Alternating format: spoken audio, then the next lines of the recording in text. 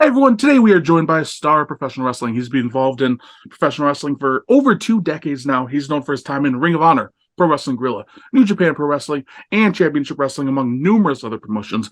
Some people know him Bateman, some people know him Tyler Bateman. Sir, thank you so much for joining us. If you could keep putting me over for a bit, that'd be great. Yeah, I mean, he's a fantastic professional wrestler, very generous with Wow. his time. Yeah, handsome too. Smart as a whip. Or Beautiful wit. mustache. Oh, yeah. Distracts from the rest of the face. It was a choice for a reason. Fantastic. Yeah. Thank you so much for joining us. I really do appreciate it. I believe this is the 13th episode of the show now. So I'm Oh, definitely hey. excited to have you here. And I know, you know, Numbers line up, like perception wise. I feel that also sort of fits. yeah, that's actually really fitting now that I think about it. Uh, Now, before we dive into your career, and you've had a long career, there's a lot to get into. Who knows how far we'll get into? Briz. Let's get to plugs right away, just so people can know where to check you out, where to follow, what to look up. Where should people check you out? Oh, man. I should be Well, better at this. Instagram. It's Tyler Bateman Official. And that's the main one.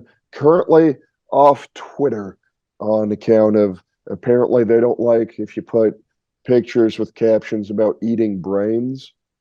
Apparently that they consider that an incitement of violence or whatever. So Imagine just that. the Instagram, just the Instagram for the moment. And of course, people can see him with New Japan Pro Wrestling because you're a trainer. Oh yeah, New Japan Wrestling Academy. Also train at the Santino Bros Dojo as well. I like to think that I'm at an instructor at two of the best schools in the area. That's actually super cool.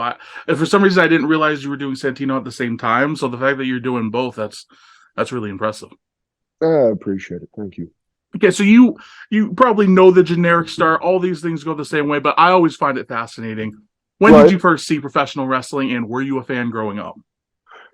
So it's funny that you mentioned that. I think I was looking at the show notes and saw that pop up, and I was honestly trying to think. I don't remember the first match that I ever saw, but I can tell you I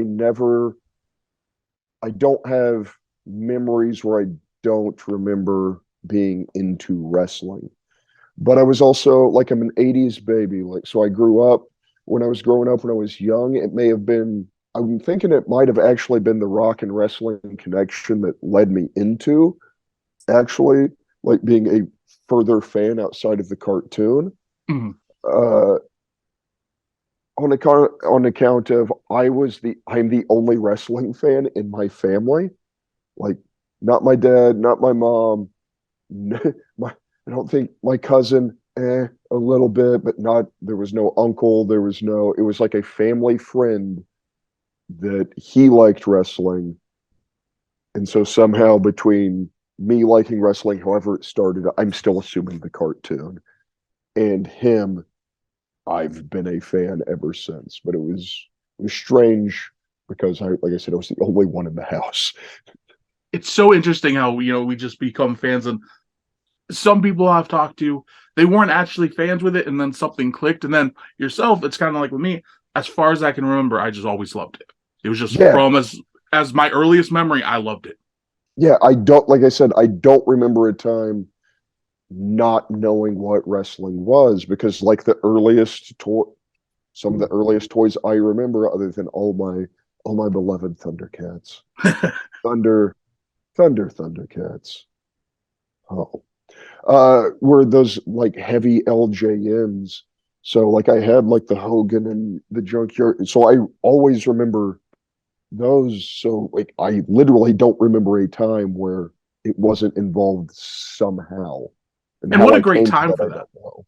Oh, absolutely. Oh, when it was arguably at its the pop cultureiest best that it had ever been, like the hottest it had ever been in a way. Yeah, And certainly at that time. I mean, because yes, that's you had the explosion of cable, you had the explosion of, like you said, the rock and wrestling connection, and the merchandising. Really, it was so different at the time because before that there wasn't that much merchandising, at least comparatively. So you got in right when that was really hitting. yeah, absolutely. And it boy did it set that hook deep. So let's talk about it. Who were some of your favorite wrestlers when you were younger? So as a young man, I very much I was a Hogan because I found WWF way before I even knew what WCW or the NWA were. So I was a big Hogan guy, Hogan, Warrior, Savage, and Jake are the ones that and the Junkyard Dog. So those five for That's sure. interesting.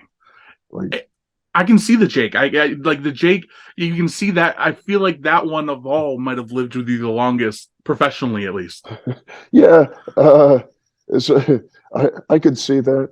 I mean, it's not like part of it isn't intended. Like if if it was you steal from one person, it's theft. You steal from everyone, it's research. I've definitely researched a lot of Jake. Hey, understandable. And his promos, incredible. Oh man, one of the best. Like just suck you right in, man. He's so good. I'll still go back and watch him. A lot of fun. And what I loved about him is just he was so different because you talked about Hogan and Savage and even JYD, and they were so loud and Mhm. abrasive. And then Jake, obviously, and I know everyone talks about it, but it's true. He was just so different, his promo style to everybody else's. And that's what I think made him special. Yeah, that's why he always stood out to me. Later, when I did find WCW NWA, that's why Arn's promos always stood out to me too. Yeah. Just that real, I'm going to talk to you, and if I'm not going to really raise my voice, because if I do ever raise my voice, then we know there's a real problem. I really like that. I really like that mindset. Were there any wrestlers who, on the opposite, and they drove you crazy? Because I don't know when kayfabe developed for you and everything like that. But when you were, Yeah. and that story is different with so many people. But were there ones that you just hated as a fan, either because they were so villainous, or maybe as you became smarter, to the business? Oh, I hated like Flair so Oh, bad, so bad when I finally discovered Ric Flair. Like I said, when I finally, I hated him so bad. was this Um, WCW Flair, or was this when he came into the WWF and feuded with like Macho and yes, okay? both. WCW Flair more because, of course, when I did find WCW again, bright colors. I was a Sting guy, and in There you go. WCW because how like look at him, the blonde hair, the bright colors, Surfer Sting. Honestly, Surfer Sting's Good still my job. favorite. Even though all the Stings are great, but that one I have such a fondness for it. I mean, how could like just the jackets? Oh Yeah. man, the entrance jackets to this day. If like there are times where I will just Google like Sting entrance jackets and just be like, ooh, ooh. It's fantastic. Anyone else Oh besides yeah, Rick? sorry. Oh yeah. So now I guess back to the actual question that you asked. Um. So when I got when I got older, before like I had fully fleshed out, uh, Sean Waltman, the 1, 2, 3 kid, especially as the one when he turned heel. Oh man, I was Baby so diaper and mad. powder era, one, two, Oh three kid. yeah. Just doing a great job. He did a really good job. Those are those are the two that I really remember standing out. He's so good. I Yeah, yeah, he excellent, I feel like he's underrated, underrated. That was a great so word for it. underrated, I think Kevin so Nash under. recently said like if he was in today's era, he would be one of the top guys. That's how good Oh, easily, like he'd be a world champion like right now. easily. Sean's so good. So you had all this fandom for quite a few years.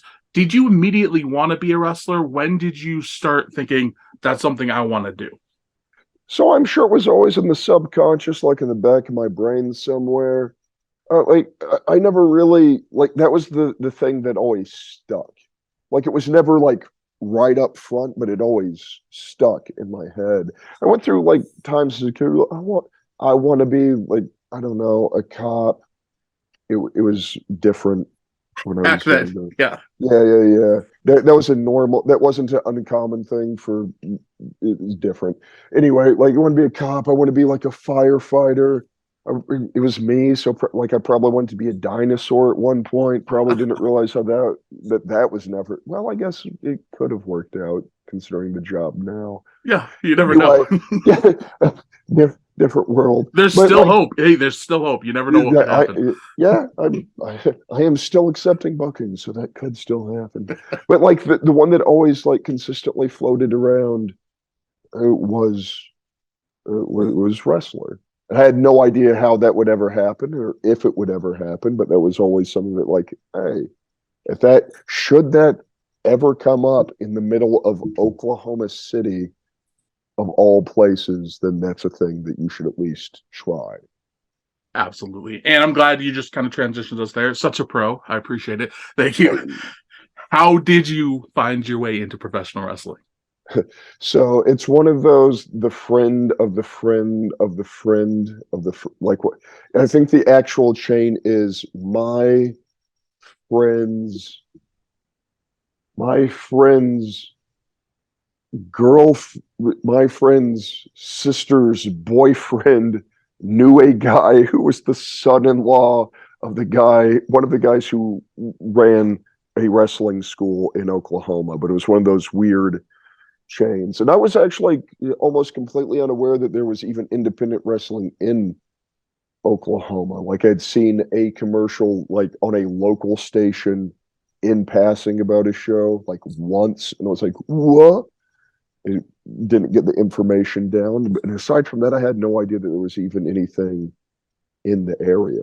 Do you know what year roughly this was? Because later in the notes we'll talk about when I see your first match might have been, but was this Right. around 2000 in that area? So, like I I don't have the best memory on it. I've been throwing my head at the ground for about 20 years, and if you've seen anything recently, my style does not lend itself to keeping memories short term. You know what I mean? Uh, Understandable. more if you grit your teeth and lean in type of deal. But I believe so. I can't. What I mean is I don't have the exact date, but I believe it was either 99 or 2000. All right. One of those two. It's around that time frame, though. So with who was your trainer? Like what was the school like? And I'm really curious about the structure because obviously there's various different ways people have been trained, and you're when you were doing it, that was kind of the maybe the start of the real wrestling school because obviously you had a few before then, and then you had the camps and stuff. But for the most part, it was Right. kind of you're being broken in, just going to shows. Yeah, kind of. So the school was the New Mid-South Wrestling Academy. I will say that the trainer was Tom Jones. He wrestled for years. He was Mr. Ebony as well. He passed away a number of years ago. But I will say he was the man who ran the school, but it took a village. So he showed me handful of things, and then I got sort of I just the handful of guys who were the most well rounded there, like kind of took me under their wing and took care of me and made sure I got a little bit more polished. Structure was real loose.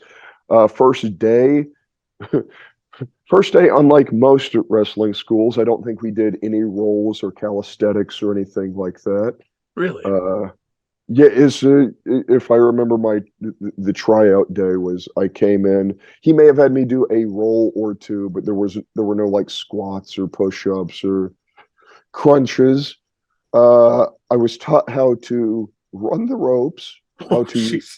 I believe I was shown how to run the ropes. I believe I was shown how to bump, and I was taught a sequence that was, if I remember correctly, I mean, this just happened. We weren't discussing this in any way. We tie up like back to the corner on the break. You snap mirror the guy out. When you go to chin lock the gentleman you snap mirrored, he takes that all the way through to the hammer lock. He then floats around, gets you in a front face lock, and then you can work out where you're going to go from there. And this That was was day one tryout? Yes, day one That's tryout. insane. That's crazy. Yeah. And I would like to tell you that after I signed up, things got more structured, but not by much. Uh, I don't remember roles becoming a consistent thing for a while there for whatever reason. But bumping drills, there were more roles, but like a little bit of rope running. But other than that, it was like, well, fundamental holds like your headlock, wrist lock, top wrist lock, hammer lock, double wrist lock, double damn wrist lock, waist lock, reversals out of these things, and then like some basic bumps. And then if I don't remember, like I said, it being a lot of these are the moves that we are covering today. I know there were days like that, but I remember being, I want to say, like starting to show how to structure things. Like I was never taught like shine the actual structure of the Mhm. things that I recall. Once again, memory a little bit shaky, but said I just sort of remember being shown a handful of things and then just kind of being figuring it out as we were going and learning from listening from the people that were around me. Guys like Brad Michaels and Gary Toole helped polish me up quite a bit. Say who are some other names no one else would know, but I should probably mention. Michael Faith, he passed away during the whole unpleasantness 2 years ago, but I owed a lot to him because he was one of the first guys, because he had just started a little bit before I had. Sorry, I'm sort of all over the board. Uh, but he had started a little bit before I had, and he was a big guy, but he also, and the thing about me when I started, about the same height I am now. So like between the joke I always made, I'm between 6'1" and 6'5", depending on what Ian Riccaboni says on commentary this week. I love that. Yeah. But my height, so like whatever, 6'1", 6'2", something like that. But when I started, I also weighed about like 150 pounds, Oh maybe. wow. Okay. So yeah, I was just like all right angles. Like every bit of me was sharp for no reason. But It's a like great way to describe it. it really is. Everything hurt, no matter how much I didn't mean it to, because it like felt like you were getting hit with, I'm assuming, like a broomstick wrapped in a towel. You know, it's not going to be as bad as just broomstick, but it's mostly just bones hitting you. It's not great. But like he was a big dude, and like he used me as a bump dummy, but he also took care of me and made sure that I wasn't abused by other people either already in the school or who were starting, because I was so small and so throwable, and also so willing to be thrown.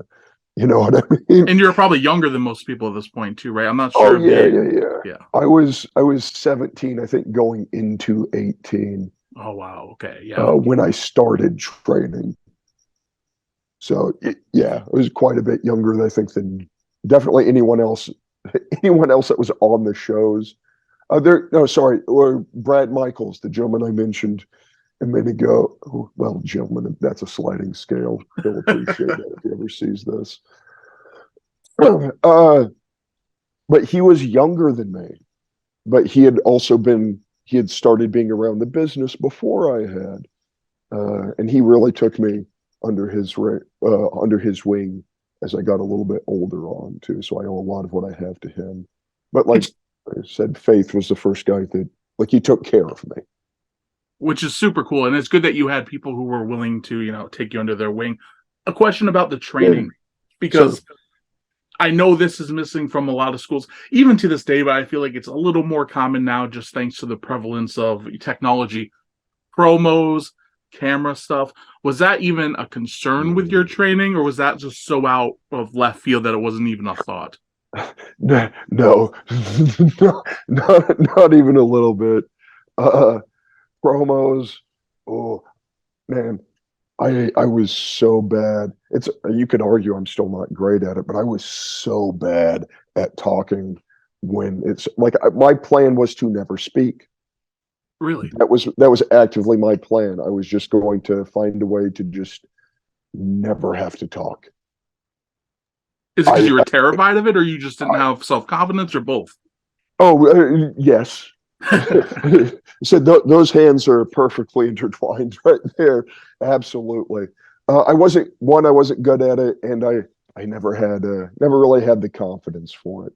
You know, uh, got more comfortable as I got older. And as far as TV, no, you'd hear like the older guys be like, well, if you ever work TV, you'll need to this thing or that thing. But there was no hint of how to work TV if you did ever, when you ever work TV. You know what I mean? Yeah, that makes sense. I mean, I was talking to Tim Storm. You guys can, if you're watching, check out those videos. We have those up in a playlist to check it out. I'm And strong. he was training not long out or not long before you did. I want to say maybe like 96, something around then. Mm. And he, with his training, promos weren't really a thing. And television and camera angles, especially, weren't a thing. It wasn't until he started working with like Nope. Rob Conway years later where it was like, Mm. oh, you need to do this in front of a camera. Instead of doing it on this side of the ring, do it on this side of the ring so that the way camera can catch you. So, and I just know that's probably still something a lot of people don't think about today, but at least now everything's being recorded. So there's more probably a thought process of, hey, at least know where the hard cam is. Yeah, that definitely helps out a lot. And yeah, when I started, that wasn't so much a thing anymore, especially as like if I'm coaching, like the further on into courses we get and the further along I am with them, like I will often mention that like you got to think about like where cameras might be. And most of the places that I do coach like have a very like specific wall with an emblem or like a door on it where you're like, just imagine that this side is your hard cam. So we want to run most of our things this way rather than to and fro, like that sort of thing, trying to break it down for them like that. That's smart. How big Anymore. was your training class?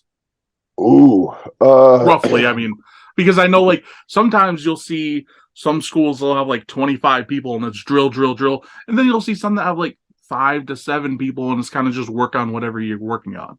I think 5 to 7 would have been like for the official class. I think it was me and one other dude who started like a week or two after me. And then a little bit later on, we had like another dude who joined like a few months later. But like for the most part, there were like three of us that roughly started about the same time. Was it a But case of like local guys would just kind of also be working in the ring at the same time? So that's why sometimes there'd be more people there to help you out. yeah, I mean, and there had been a class like ahead of us that I think was once again a fairly small class. And then, but like the training sessions, that's also where the guys who worked the the promotion that was associated with it. I would have said the local circuit, but there were like two places. And wouldn't you know it, if you worked for one, you probably weren't welcome at the other one at the time because Of course. that always makes sense. Even though these places are also like 2 hours apart, business is really going to be affected any scrape. But it was also where like the guys would come in to get their reps. So like there'd be the beginners class, and then after your beginners class, like once you were deemed far on enough, you'd be added to the rest of the class, and that's where the boys would come in and get their reps in, and then work on stuff and all that type of business. Since you brought it up, this isn't, working with the timeline, but I am curious about that because there's always those politics with local companies. If you work here, you Mm. can't work here. If you do this, you can't do that. And you're almost never paid to not work those shows. So that's an interesting little development. And I can understand, from a promoter's perspective, they'll have the argument like if you're 30 minutes away or less and you're Yeah. working this show and then you start working this show, well, you're not going to have as much value because you're being double exposed. Or if you're working a different gimmick, or if you're working heel here and baby there, or if you turn on your partner there, I can understand it to an extent. But at the same time, you're not paying these guys enough to not find work and not try to get better. So where do you land on that? Man, I'm generally speaking real hard pressed about that. Like is when I started, it didn't when I started, one, it didn't make any sense to me, and I worked both places, and it never really seemed to affect me. And generally speaking, that's sort of generally been my approach to it. Is I will definitely hear someone out, and if they make a solid point, if they can make their case to me, then they might be able to change my mind about this place or this promotion or whatever. And if they can, fine. Mhm. But by and large, I can't think of many places that I can think of off the top of my head that, like currently, that do that sort of, like, if you work for them, you can't work for me sort of thing. I've always been of the mindset, especially when the kids are like young and they're learning. Get work, right? Yes. Why wouldn't you want these people to, don't get me wrong, again, I understand there are some shows that even when you're starting, you'd be like, "Ah, guys, I don't know about," but that's trying to look. But even Yeah. that, you're going to have value even in those, on Mhm. those shows as well. You will figure out sometimes the show's all about the lesson you learn. Sometimes sometimes the lesson you learn is the friends you made along the way. No, but Or the I get what you're mistakes. saying, though. Yeah, sometimes that's how you sort things out. I've always been one that, like, unless there's a very strong reason, like a really good reason why that argument can be made, then for the most part, I feel try to work as many places as you can. And then I said, as popularity or whatever grows, then if you want to start cherry picking, absolutely. There does need to be a line, I think, generally speaking, where you move up and onwards, ideally. But when we're learning, you got to eat. Yeah. Get those And reps.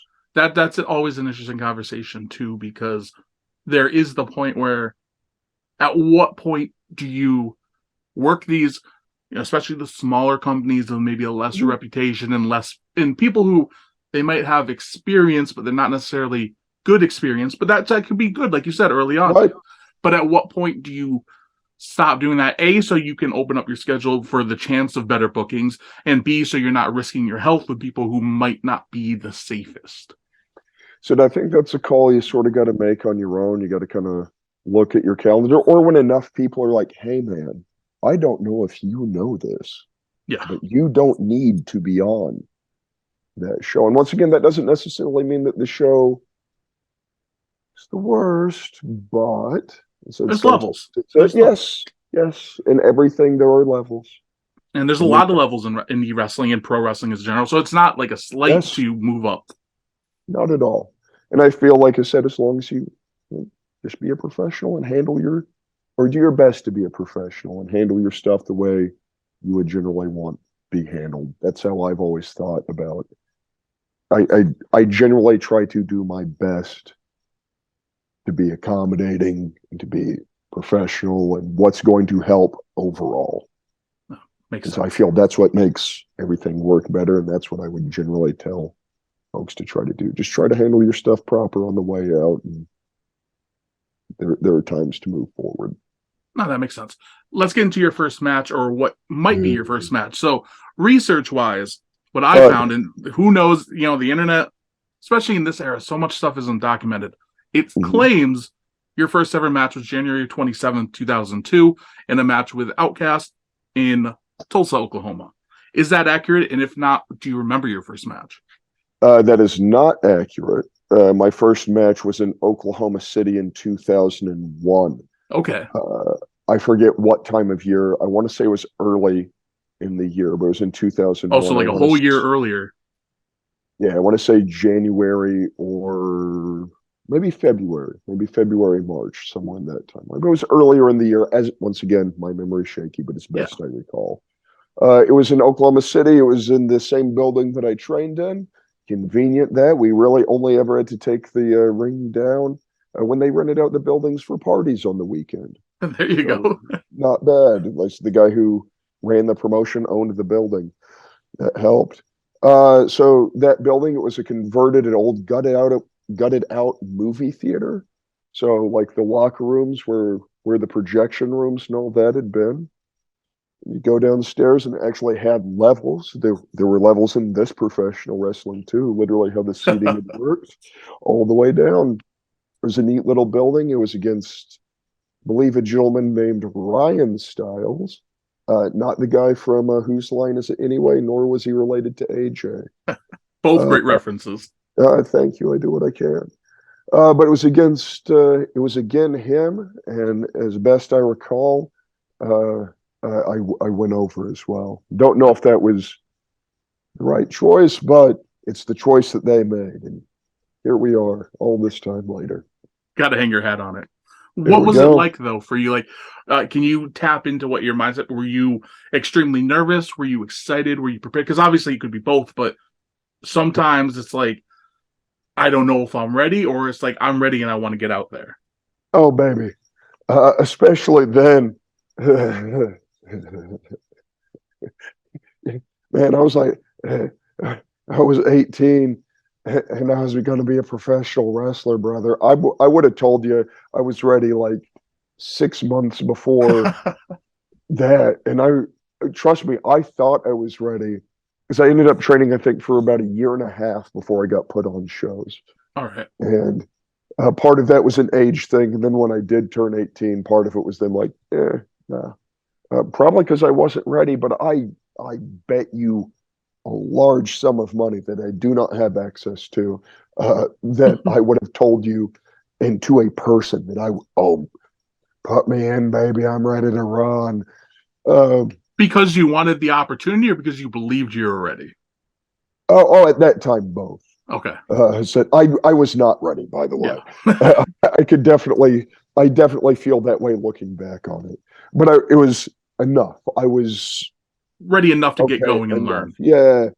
I said, and I was nervous, yes, excited, of course, but we were two guys who trained at the same place, so I'm fairly certain if we didn't have it set out bit by bit, if it wasn't A to Z, it was fairly close, Mm-hmm. just because. And like I said, this is 2001, and that wasn't always the way even then, but it was starting to get to the point where guys were planning more ahead of time anyway. And yeah, because we worked in the same place, I think we at least had some of the bigger beats mapped out. That period is so interesting to me because, you know, and I might have this in the notes, I might not, but 2001 was such a pivotal year for wrestling because that's when WCW and ECW crashed Mm. and ended up being bought out. And That's when Ring of Honor started too. yeah, in the indie, in like the quote unquote super indie, really started taking off. You know, Mm-hmm. and then the ECWA Super 8 started becoming a big thing, and you had CZW rising up because they had been around a few years, I think, but they were like getting that notoriety with ECW gone. And what Mm-hmm. was the scene like? And not even we'll hold on Oklahoma because that's a question in itself. What was like wrestling in general? How did you see it like with the big companies closing and the new ones rising up? What was your mindset at the time? Could you process everything, the jobs missing and everything? Like, was that something you could really grasp? Oh, I was.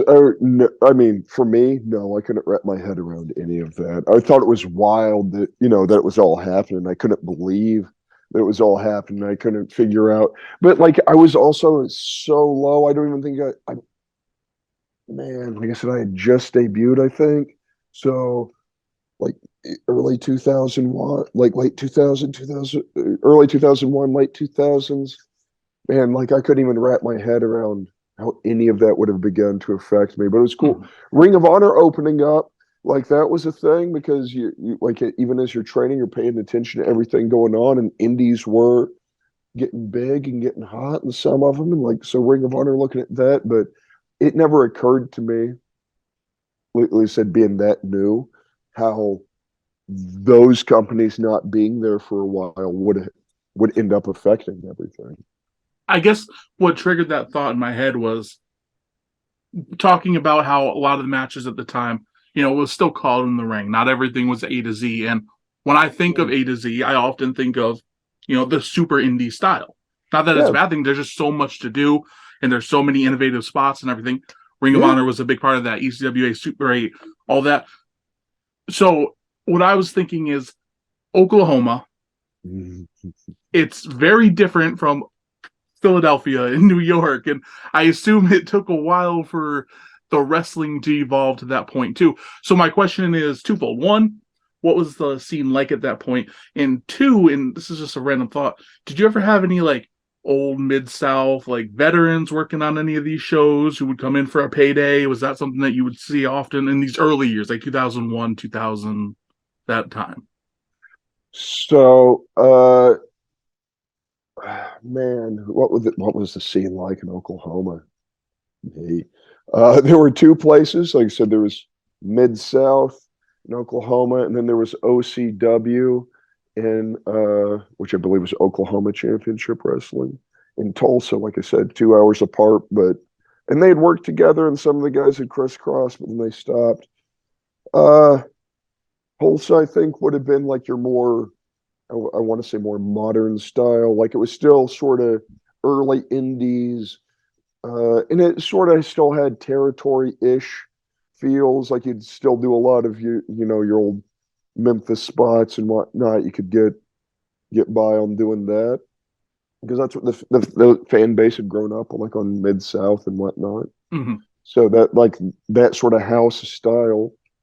So it was at least best I recall. What am I told now? A little bit rough.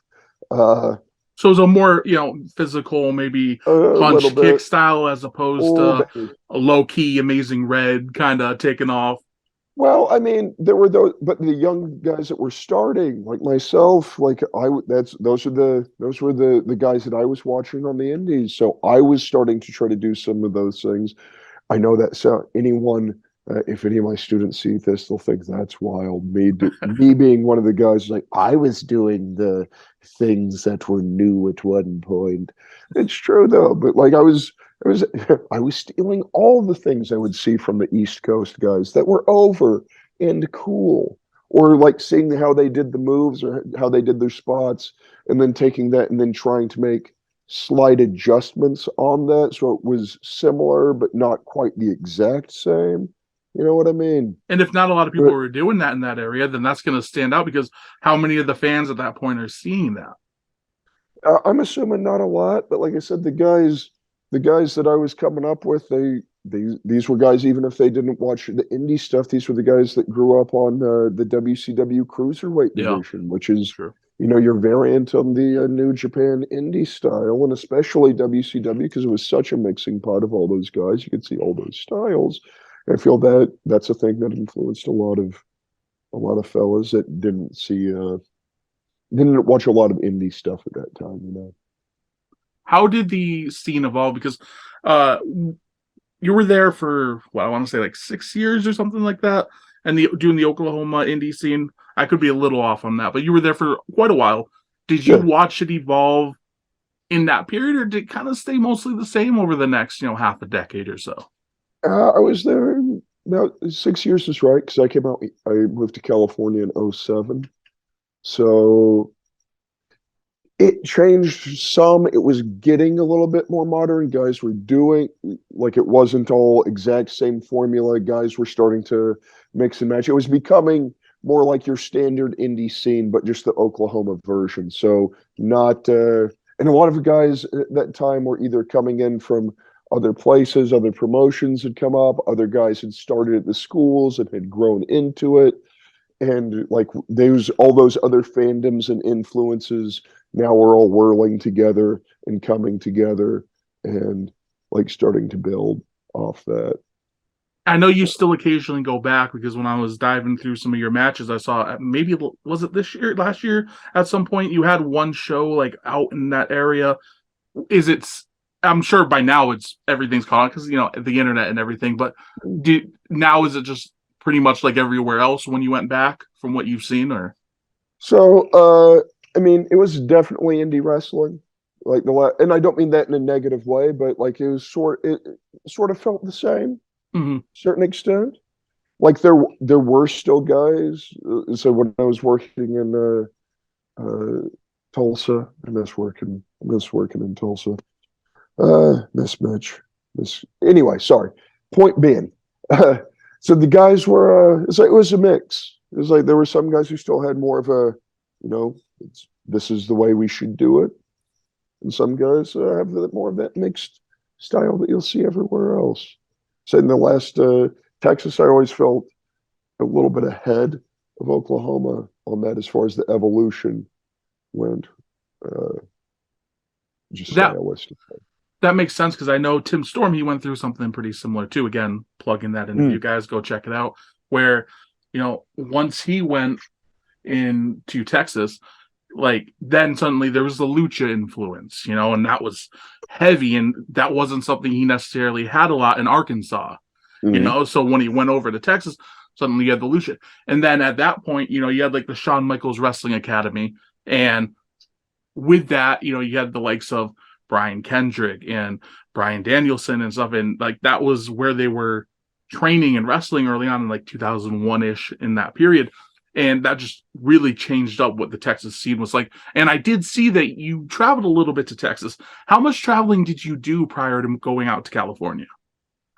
And a little bit here and there. Like I said, I was going with Brad Michaels to a couple spots in Texas and said work consistently at those spots, but I had also got there through him. And then I think one way or t'other, their business relationship ended, and I had gone myself a few times, but Do you remember the company, or was it just kind of like fly by night? XCW, it was Okay. a TCW for a while, then XCW, and it had a name Was that before traditional that. championship wrestling or something I different? think it was, oh, brother, No, it's I not a could, big deal. I said I couldn't begin to tell you what they were because even the T changed a few times, I think. Okay. I think it stayed TCW for a while before it became XCW, but I think that T changed a time or two. And the traveling, did that kind of open your eyes up a little bit about what indie wrestling could be? Because again, I know it wasn't like necessarily Ring of Honor, but if you're going to these places and it's a little more advanced, was that exciting for you? So I mean, yeah, but I had also gone to places where I would say it was less advanced than where we were. Okay. Said with the guy who took Brad Michaels said took me under his wing, so I went to a few shows, just smaller shows. I'm not saying that not everyone on the show was they were rough, some Mhm. of them, but they were just little spot shows. There were a couple guys who had been around and done places and worked the tail end of the territories and worked the territories and come back, and they were all fairly solid, or a lot of them were solid, and then some of the locals or those small scene locals, oh oh baby, you'd get some interesting characters for sure. So I'd seen that, but like going to Texas and seeing some of the guys work, like the Overboys. It was a tag. They were a tag team out of Texas. They were one of my favorite tag teams for the longest time. They were so good. I felt if they had traveled more, because they were both very good, but they were both also short and thin, which Mhm. in 2001 was a way bigger deal than Yeah, it would be. 2023. Like today it wouldn't be a thing, and they'd be all over the place. Uh, but like seeing those guys work in that style and other guys in Texas who had done things and would do more, either because of the lucha influence or because they had trained with someone who came out of the territories, and then maybe they had done like a tour of somewhere and then come back. So you got a lot more mix there. So it's always interesting to see just the how like stylistically different it ended up being. I And kind of touched on the. Oh, sorry. oh no, please. I was gonna say I kind of touched on it before, but it goes in with the next question. Were there any like Mid South names or Memphis names who you Oh, ended I up am seeing on the so shows? sorry No, I it's did not okay. I mention. asked so many side questions, and that's why these interviews go so long because I can't stay on one question. As soon as you bring up like two things, I got to ask at least one of them. Okay, I do the like that's generally how my conversations tend to flow anyway. So as long as that works out. Uh, I don't remember being on shows with a lot of names when I was starting out. Like there were guys that I guess had been either at the very, very end of like I think was it WCCW into UWA, and then that finally closing doors, like the last places that were running out of the Sportatorium. Like I know some guys who had run on those, had been on shows with, but like those were like local names Okay, so as like far as local late end territory guys where they were like real yeah, last hanger on, where they weren't necessarily as notable. like as I don't necessarily think they're not notable because they were solid wrestlers. It's Yeah, just of I don't course. know if they would be like bigger names. Oh, like you could argue Tom Jones, the guy who ran the school. He had been working since the 50s. He had been, or the 60s, one of the two. I know there's a decade's worth of difference, but I know it was one of the other. He had been through Mid South. He had been through various territories of the NWA. Worked in Texas. So one could argue that Tom. I know before I started showing up, I think Kevin Von Erich would be around every so often before he stopped working small things. That's interesting. I believe so. Like I Yeah, don't gotcha. ever remember meeting him. Uh, Dusty Wolf would be through every so often. All right. Uh, uh, but like guys like that. And then as I got a little bit older, every once in a while, like Honky would come through. There was one time I got booked on his show and I was sharing the locker room with like Bill Eadie and the Honky Tonk Man and I, both the Midnight Express were there. Dennis Condrey and Bobby Eaton, that variation. The Fantastic. It was just such a weird show. Like, because every once in a while, one of those would pop up and be like a handful of your top local guys. Or that's what I was booked, so that's what I'm going to say. Yeah, you got to at least put yourself on that Oh, list. Come on. yeah. So it's like a handful of us and then like some actual names. So every once in a while, something like that would happen. But for the most part, it was your local guys. It was your local business. As far as that goes, this is always, yeah, I think the reason why this stands out so much to me is when I was Oh, younger, one of the first, think of somebody else?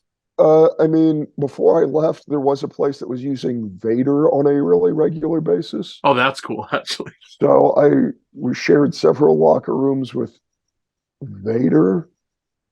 I've seen Vader's balls. If you ever wondered how that went, it was weird. I, In case you were curious, I appreciate you told me this because I know Sal Renaro, he told a story on the channel about seeing Dusties. So now that we have Vader's, that's just another, we just can make a whole compilation at some point of said legendary balls. said, and I've shared a locker room or two with Dusty. Never saw his balls though, so Sal has that one on me. But hey, he Uh, probably didn't see Vader's. So, you're said, kind of even. I need to know, Sal, if you see this, message me. Let me know if you also saw Leon's balls, please. There was also, so I have a Vader story, if Oh, you yeah, have please, please. a moment. So you mentioned Outcast earlier, the 2002, what it said my first match was. One of my very best friends, I talk to him on a very regular basis to this day. We got along great. We always made the joke that we shared a brain. Uh, we're both, let's say, quirky individuals. And this was a Christmas show. And there was one of our buddies, of course, there's a Christmas show. You're in, so of course Santa had to be there. So Of they had course. rented the Santa suit for one of the bigger brothers on the roster, John O'Malley, one half of the Irish drinking team at one point. Names that no one will know but me and them if they ever watch this. Hey, boys. Uh, but he had his Santa pants, and at one point I look up, and we were running in a boys and girls club, so there were two separate locker rooms. There was a locker room, and then there was a space, and there was another locker room. All right. So we're in one locker room. I look up, Kenny's in the Santa pants. It's Outcast, and he looks over and he goes, "Room for one more," and he pops the waist. So I did what anyone would do, and I got in the Santa pants, How could you uh, not? but not in the conventional manner, mind you. We're face to face in the Santa pants to make it even more awkward, and we're doing this mostly to entertain ourselves. The other boys in the locker room, I'm sure, thought it was very dumb. So then we had the idea of like, why keep this brilliance in just one locker room, baby? Let's go show the other boys what they're missing out on. So we, in the same pants, mind you, walk out around the little corner out of one locker room into the other, walk into the locker room, giant pop hanging from the rafters, brother. You ain't never seen nothing like it. Almost blew out my eardrums. So a mild chuckle, you know. And then we go back to the other locker room again, still in the same pants. And we were exiting the shower area, getting to the locker room, and then there's that little turn that some locker rooms had where it's the like almost the concrete wall before you get into the Yeah. room proper. As we're almost right there, uh, Leon's giant head just peers around the corner. And one of my friends from back home always said it best. He was like, it was wild to see because you guys were facing each other in the same pair of pants. You see Vader's head pop around the corner, and he said, uh, I forget language on this. No, anything. You're good. Okay. I'll try not to make a habit, but he said, and I shit you not, he said, within, I think, literally 2 seconds, both of you were out of the pants and a third party was holding them. Like a cartoon. We somehow both got out of the pants and a third person who had not been in the pants was holding them. At this point, I should now mention that Leon had come into the room completely and was nonplussed about this.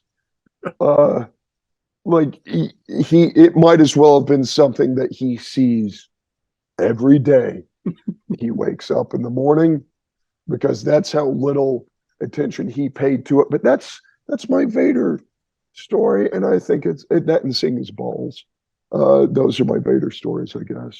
If you had to rank one over the other, where would you go? Ooh, these are the questions. This is a solid question. That's what we try to do. We aim to enlighten you. Yeah, you have to the true journalist. You ask the hard pressing question. You gotta give the people what they want, man.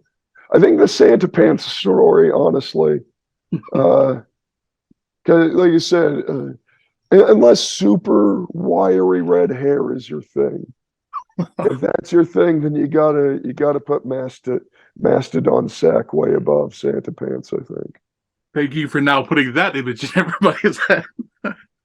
Hey, if I had to see it, Everyone else needs to visualize it. yeah. On the subject of that, though, do you remember the first Vader's name? balls? Well, on Vader. And oh, okay.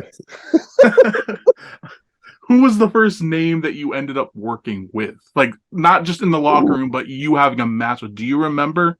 Or at least one in the early one who stood out? Because I'm sure first time you wrestled a TV guy or something like that, that would have really stood out to you at the time, I would think.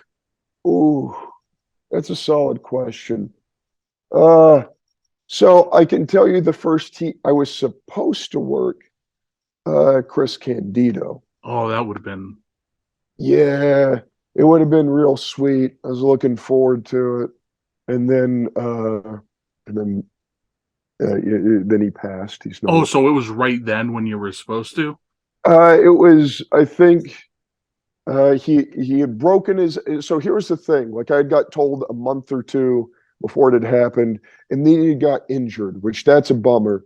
But he had already contacted the guys, so I wasn't going to be working Candido at that point. They were going to find. So they were trying to find someone else that was in like their range. But Candido, like I told him, guys, I don't want to bail on you just because I'm hurt. Like he wanted to be there to at least manage the guy, like be the mouthpiece, and that also would have been awesome. Super sweet. And then, like I think it was literally a week or two before that took place that is when he passed.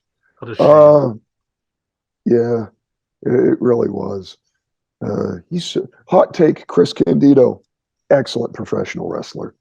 I know it's a controversial statement, but I do stand by it. You might rile the comments up with that one. I know that. But you're right. He's so underrated. I'll kick a hornet's nest, man. That's even though everyone recognizes he's good, like he was so good. All the little things, all the in betweens. Oh, his motor mouth promos that he would cut and eat, like just T to B. He's so good. Such a great dude. I was real looking forward to it. That was I think I worked with a name technically the night before that show, but that's I think Rodney Mack did a run-in Oh, okay. on a match that I had. So if we count that, then that may have been the first time I touched, more to the point I got touched by a TV guy. you know. So it may have been that, but Candido was the first name I was supposed to work. And after that, because that was like in '06, after that, I don't think I got the opportunity to work with what we consider a name. Until To like, California. oh yeah, and like a few years into that, Okay. easily like '08, '09. I'm glad, now that we brought up California, because obviously that's such an interesting change in my mind, because I for some reason I've talked to, even though I'm from New England, so I'm from the opposite end of the United States, a lot of my channel has been Southern California guys, championship wrestling guys, PWG, and all that kind of stuff. We've done 2 interviews with Yuma. We're probably going to do a third one in the future. He loves you, by the way. Oh Just yeah. a random thought. He Oh, was I so love excited to hear that we were going to be talking. I love Yum. He's one of my best friends. But I He's a believe it was, hideous man. what was that? That he is a hideous man. He won't hear this, will Oh, you absolutely hear it. he? He's gorgeous. One of my best friends, a caring human being. No, I do love him. Like, I'm so glad that you've had him on. I can't wait. I can't wait till his second episode drops because I'll definitely listen to that too. Thank you so much. And Very, hey, if you guys, if and you're watching, subscribe for that episode. yes, watch, like, and subscribe. Thank you so much. Late 2007, early 2008, you moved to California. Uh, What caused the move? And was it wrestling related? Was it life related? And if it wasn't wrestling related, how did you approach getting booked out there? Tale as old as time, Daddy. I followed a girl out here. There you go. I said, sorry, I don't mean that in a dismissive sense. I had fallen in love with a lovely young lady, and she lived out here. And to her credit, she did give Oklahoma a test run, and it worked for her, Daddy. And sometimes that'll happen. I can imagine it's a So, culture shock. oh, yeah, I mean, imagine living in like like 20 minutes, maybe 30 minutes from the beach, your almost your entire life, and then going to Oklahoma for 3 months. It's got to be different. Yeah. Oh yeah. Like you could hear, like in hindsight, I should have been able to hear the needle coming off the record. But to her credit, she very much tried. And also to her credit, not her fault. It's like I didn't make things easy, you know. You're young. But So followed her out here. So we were together. We were together for a long time. She was a ring. She started as a ringside wrestling photographer. She then because later. of you, or what? Is that how you No, no, no, met? no, no, Or no, no, no, no, no. She had already been going to a photography, like art school and okay, whatnot. I believe, she had already been a bit of a wrestling fan, and then ringside photography. I know she'd been a wrestling fan. Getting there. There's a reveal here in case anyone, okay. like, it's not like a big one. I can't believe, but or maybe I don't know. Any spray. She started off as a ringside photographer. She came back here. I moved out here. Gorilla was out here. The old New Japan LA dojo was out here. I think at the time you still had to be invited, or you could have paid. Even if you had to pay to go, I wasn't going to have the money to do that. But also, I didn't realize I'm just from like a place that had 2 places. So I knew there was more wrestling out here. I also didn't realize I was flying myself from a relatively easy position to travel from onto an island in the middle of nowhere at the time, Oh so to well. speak. You know what I mean? Just because travel and all that, just because state size. Oh yeah, that's a good point, because that's Yeah, huge, huge state. yeah. It's not anything I ever would have thought of when I moved out here. And then when I moved out here, it was difficult getting work. because it was the early internet, man. Unless you had like literally a hard copy of tape or a DVD, and back then, a whole lot of places taped their stuff. Yeah. And then even if they did, you had to hope that you could get a copy of that, or that they would find the time or make the time to make you one. So it took me, I moved out here in October. I don't think I had my first show in California until, I want to say early the next year, like March or April, maybe the next year. Just because, and I don't blame them, like me reaching out to places and being like, hey, I just moved out here. These are the places I've worked. I don't have any footage. As far as you know, because you've never heard of me, this could all be fake. Yeah.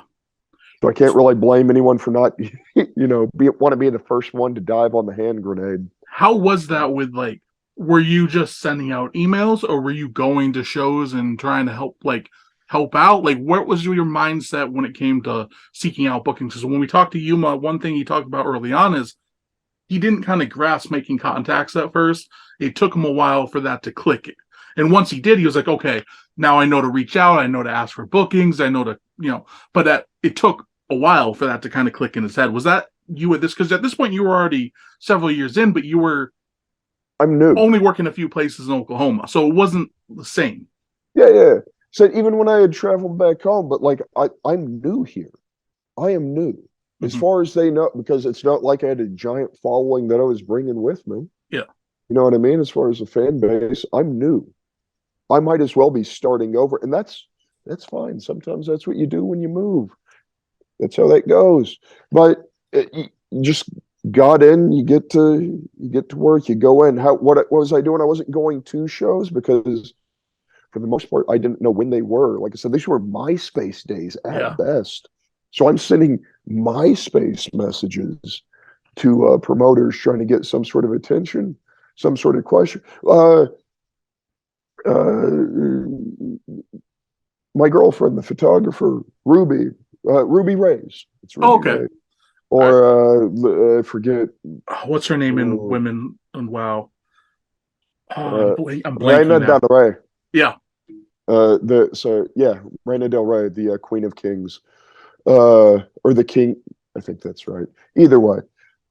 So she was a photographer at the time, and like she had worked in several shows, so she knew people. So like I was trying to like go, like she was trying to find out when shows were happening, so then we could go, so I could actually be like, hello, I am like that sort of deal. And then the way it ended up, I ended up on an Epic Pro show. It was run by Gary Yap. So even when I got on shows, at this point, Epic Pro had been a thing at one point in SoCal. And man, I had a tendency of getting on places right before they came, at least in this case, right before it became real controversial. The guy who ran it didn't have the best reputation, as I found out later. I didn't know any better at the time. Yeah. And I don't know if I would have cared at the time because it was a place to start. Yeah, you needed that. You need to get your foot in somewhere. Yeah. I said, and from there, I did get work other places, but I also wonder if it because some other people later on saw me coming from there. If that could have was an association. Yeah, that sort of thing. Because I felt it took a while for me to get on like a lot of the better shows. I don't mean this in a bad way, but your better shows in SoCal at the time, like your SoCal Pro, like to get out of LA proper and out of like the one or two places I could get to book me there, like trying to get down to San Diego. I think sometimes associations might have hurt you.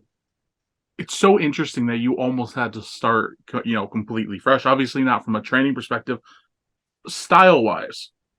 At this point, did you feel like there was a different style than what you were used to, or by 2007, 2008, were you far enough along where like it wasn't a dramatic difference?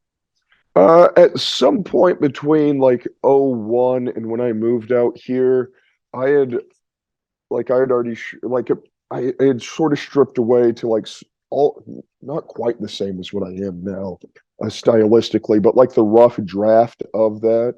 Like my style had gone because when I started, it was like still 2001, big moves, innovative moves. You can't just do a thing.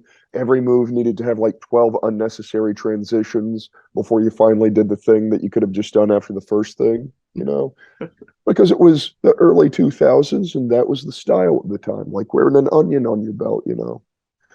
Uh, so, but by the like along the way before I moved out, he had already streamlined into more of what I was, less of that, more straightforward. Let's wrestle. A lot. I don't know if you've never seen the stuff. I feel my style is fairly straightforward. I describe it Physical. as yeah. I describe it as smash over flash. I like that. Like uh, I try to be efficient. I try to be effective rather than flashy. So it's that. And I feel it's probably fairly clear watching it, real big Japanese influence on a lot Mhm. of what I do.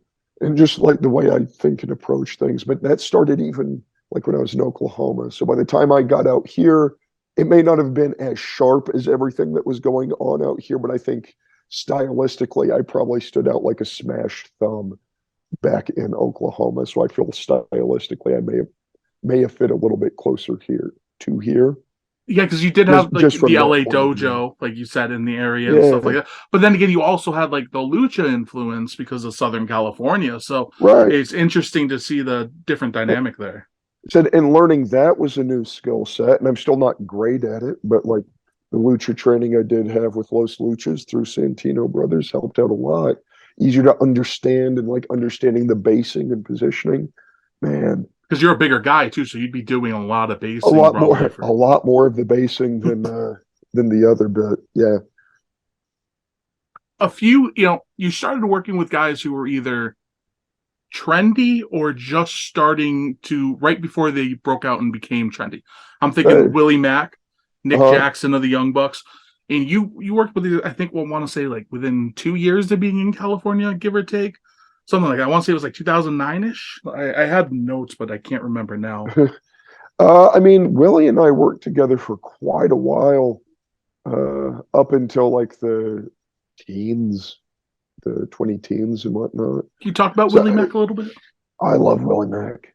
Willie Mack to me is someone, at least in my experience, I know everyone else has theirs, but Willie Mack for me has always been someone that if you told me you didn't like Willie, I would ask what you did.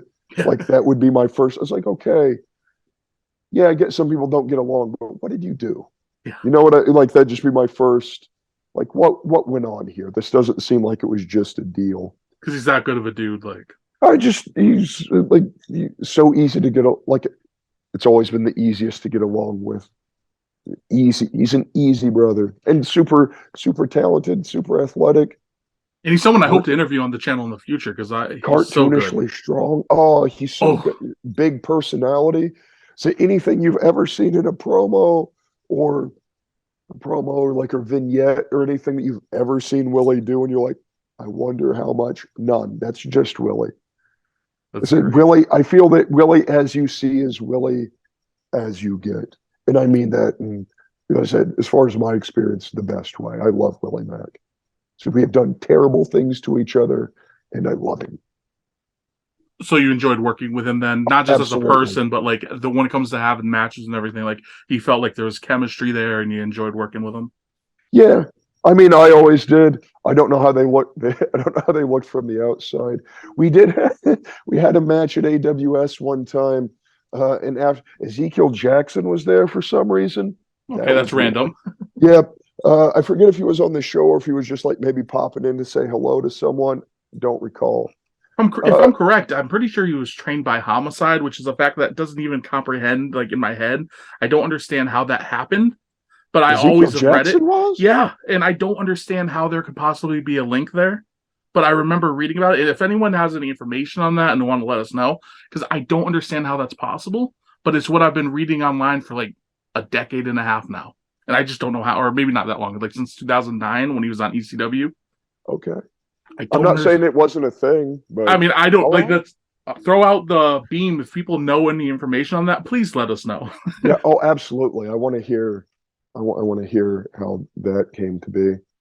Uh, I'm sorry to interrupt, though. oh, sorry. No. Oh, yeah. He came backstage. I think they once again. I imagine they looked physical because he came backstage, and I believe he literally thanked us for the violence. His words, Huh. "Thank you for the violence." He's Interesting. like, he was like, "You, I don't want to see a show full of those matches, but like every said, it's okay if every show has like one of those." And I don't think that we had done anything any worse to each other than we had done before. So maybe it was just him being unaccustomed to it.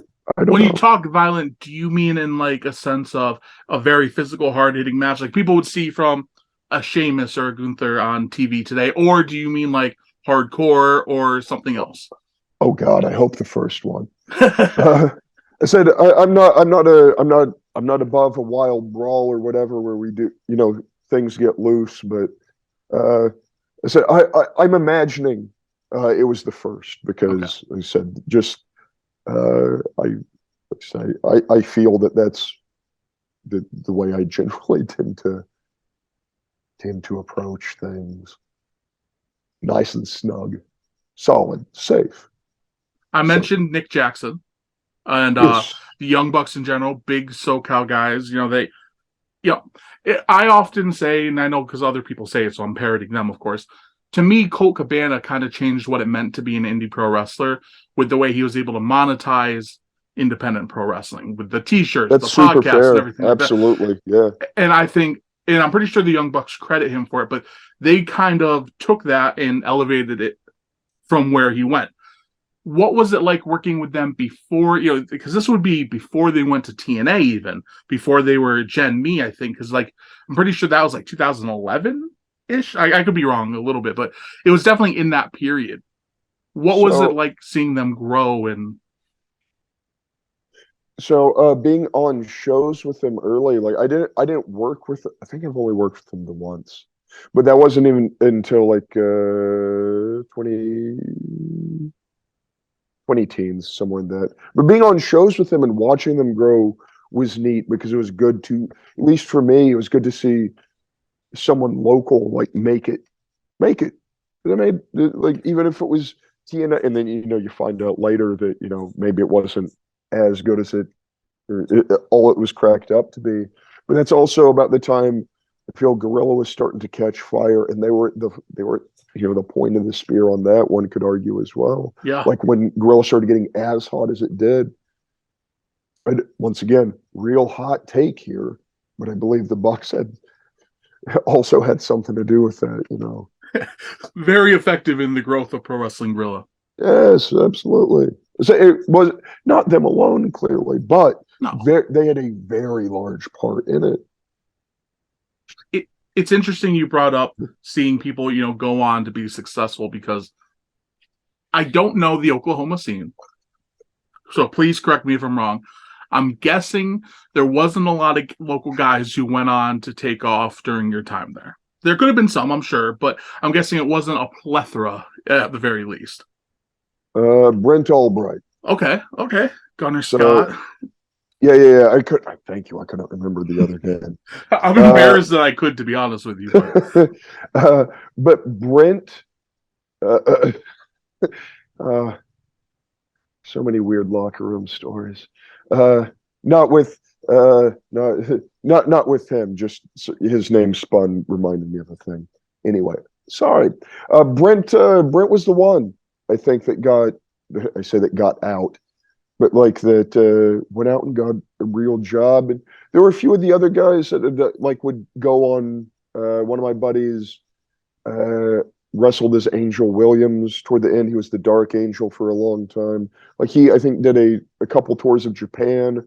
My buddy Michael Faith that I had mentioned before, he had done a tour or two of Japan. But like for the most part, at least while I was there before I moved, it was Brent. Brent was the one. it's interesting though because you say that there wasn't that much from Oklahoma, and then even in California, while there's some, it seemed like for a long time, opportunity in California was a lot more limited than other parts of the United States. Like for you, it was probably an improvement because you see, again, Pro Wrestling Guerrilla. And then some guys from there would go on to Ring of Honor or whatever. But Mhm. compared to, say, the New York and New England scene where there was just such a plethora of guys picked up, or Florida, you know what I mean? And Mhm. even, I don't know where Texas and California would compare, probably kind of similar. Do you find at all that your locations in wrestling has been a little difficult for you? And do you think you would have had the success you went on to have if you had never left the Oklahoma area? So I can answer that in parts. Do I think that location has been an issue? Yes, and I would say at times it still continues to be an issue, Mm-hmm. just because flights Yeah. from California to pretty much anywhere else in the United States tend to be fairly expensive. So that can be cost prohibitive for some people, even if even if there is interest. Yeah. In Oklahoma, do I think I would have been as far as I am now if I had stayed? Probably not.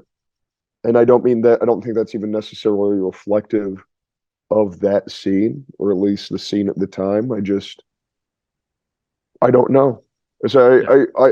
I don't know for sure, but I wouldn't imagine. I think that definitely being out here has provided opportunities, probably a lot that I don't even realize. A number of them I am very aware of, Yeah. but I'm not sure I would have had that. And do I think that it'd be different if I'd lived in the Midwest, like more of the Midwest, probably closer to the East or even certain areas in the South? I think I don't think it's easier to get your name out in those areas, but I will say More that there are opportunity. more places. Yes, I say there are more places to work, so there are more opportunities for you to get that match or those matches for you to be able to catch fire. There are more eyes on those, or even if there aren't more eyes, there are more opportunities to get those spots. And a lot of those places are so close together. Guys can like make a little loop, Yeah. A lot less like travel. yeah, pick up you load up a car full of folks. You do a little loop. You hit up a handful of towns.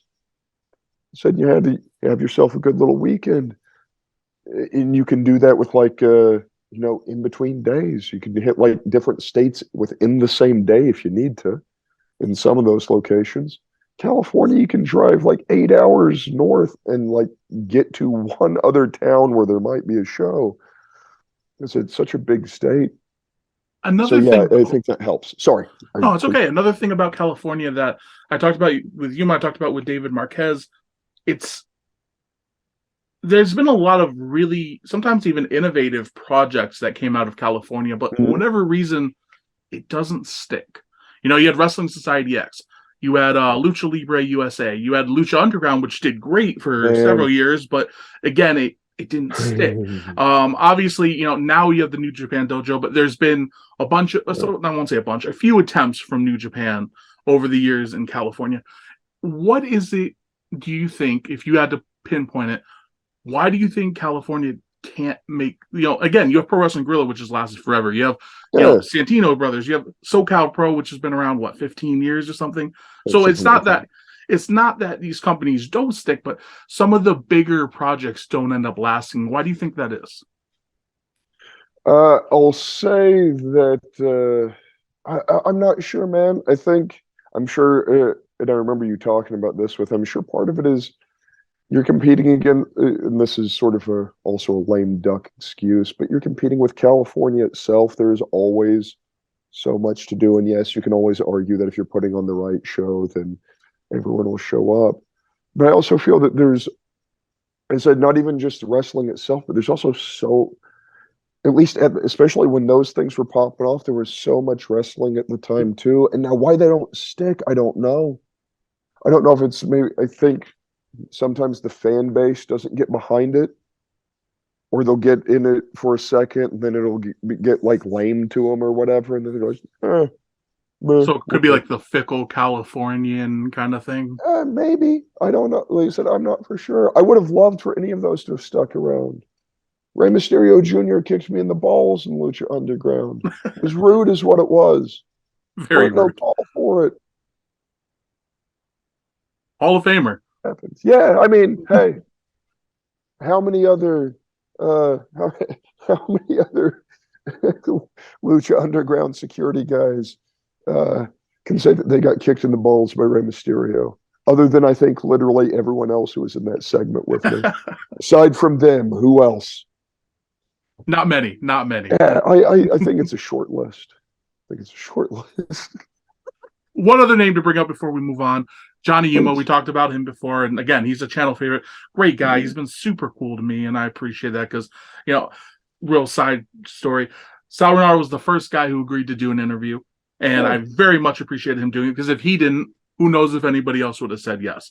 And right. Yuma was another guy who early on, and he's done a bunch. Great guy. What has your experience has been with him, and especially back then, when he was still kind of green? Because I know, like, he was talking about kind of having a reputation with some people. What did you think of him at that time, and what was it like working with him? So I didn't meet Yuma until I was able to start getting booked in San Diego.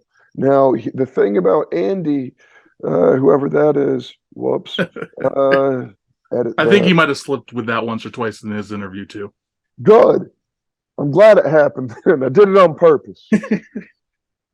Unless you didn't do it to yourself, in which case I am deeply apologetic, and that's not your actual name. But Yuma, I had it, Yuma, yeah, in person. So all I had to go on, which I know he mentioned, was his internet persona. And I hated him so much. I think we've had this talk. If not, this is gonna be weird if he ever watches this. But I think I've told him though. I hated him for a long time. And then I met him and I was like, oh, yeah, fuck, okay. Um, It's not what you thought. yeah, it was like, oh, I actually think he's really funny and I agree with a lot of what he's saying. Probably could have said a lot of it. Like it eventually becomes like, oh, yeah, you probably just could have said this different, and I probably would have been way more like on board, to begin with. But yeah, no, when I met him, I felt we got along pretty well, pretty quick. I kicked the life out of him. I think the first time we ever worked through a body kick, and I had my positioning wrong, and I just towed him like Oh. right between the like where your sternum ends. That place you can push in where all your air will go away. Yeah, The worst possible spot. oh yeah, yeah, yeah, Well, yeah. at least in that area. I said one of the worst kicks I've ever thrown. Luckily, my buddy was on my now friend was on the receiving end. But even in that moment, I think he understood that it wasn't on purpose. I'm fairly sure. I think, as far as I'm aware, he's been a fairly big booster of mine, and I know that because he's told me as well. He, like I said, I know we talked about him earlier, but I like him a lot. He's helped me out. I'm sure even more than I realize at different places. But he's one of my guys once I got to know him. Turns out I didn't hate him after all. He's definitely a very supportive guy. Like I said, I'm Absolutely. nobody to him. So the fact that he has gone out of his way to be as helpful with me as he has, and it's Yeah. very cool. Yes. Like all of us, he mellowed. We all mellow as we get older too. I think That's good. he mentioned that, if I'm not mistaken, he grew up. Yeah. We all grow up. Now, he can still get hot about things, don't get me wrong. But He's a yeah. passionate guy, when he's Yes, Saturday. very much so. And that's a good thing. So in the next few years, you started working with a lot of like the bigger Cali spots, like not PWG yet, but AWS, Championship Wrestling from Hollywood, APW. Yep. What were your goals around that time? And was your goal PWG? Was your goal, because that's one thing we didn't dive into. Were you the kind of person who's like, I really want to get to Japan. I really want to go to Mexico. I really want to work on TV. I want to get signed. I want to go to PW. Like, where was your head at? Or were you just like, I love what I'm doing. I want to work every weekend and keep getting better. I mean, I had always thought like if those things I honestly never felt those things were for me, Mm-hmm. if that makes sense. And just some dude who started in a converted movie theater in Oklahoma City. Like, so I didn't have like I should have had more lofty goals or more direct. But like initially, it was I wanted to have a match. Then I kept wrestling, and then I moved. Then I moved out here, and then I wanted to. I didn't want to take the time off that I had to take off, but I wanted to find a place, and then I wanted to work as many places as possible in LA, and that's not work. Okay, well then I'll try to work as many places in the state as possible. Cool. Now I'm starting to get on these bigger shows. Now I want to get. There was a point where I made it a goal of mine. I wanted to work at there were like three or four of the big indie companies at the time, and I want it was in my head, at least in the moment, it was like SoCal Pro, EWF, AWS, oh, New Wave at one point, but I already worked for them, and then I think it was a Championship, and eventually I worked for like I eventually worked for all of those, but at one point that had been a goal. It will always be a goal to go elsewhere, but a lot of the times achieving those, or in my case, a lot of the times I have no idea how to go about starting. So, Plus, every time you reach one goal, a new one's going to pop up anyway. That's how one should hope. That's how it works. Yeah. So now I got the one. I'm good. But plus, you talk about it, and I mean, not to jump ahead, but we probably won't be able to get to do it. Hopefully, maybe we can do a part 2 in the future because you've been great. But obviously, I'd love to. Obviously, you went on to do Ring of Honor, and yes, there you are on television, on pay-per-view, traveling in the United States. Like, so you got there eventually. So even if it was like a pipe dream at the time in your head, you still did it, which is crazy in of itself, Baby, like the number, I say it when I actually sit down and think about it.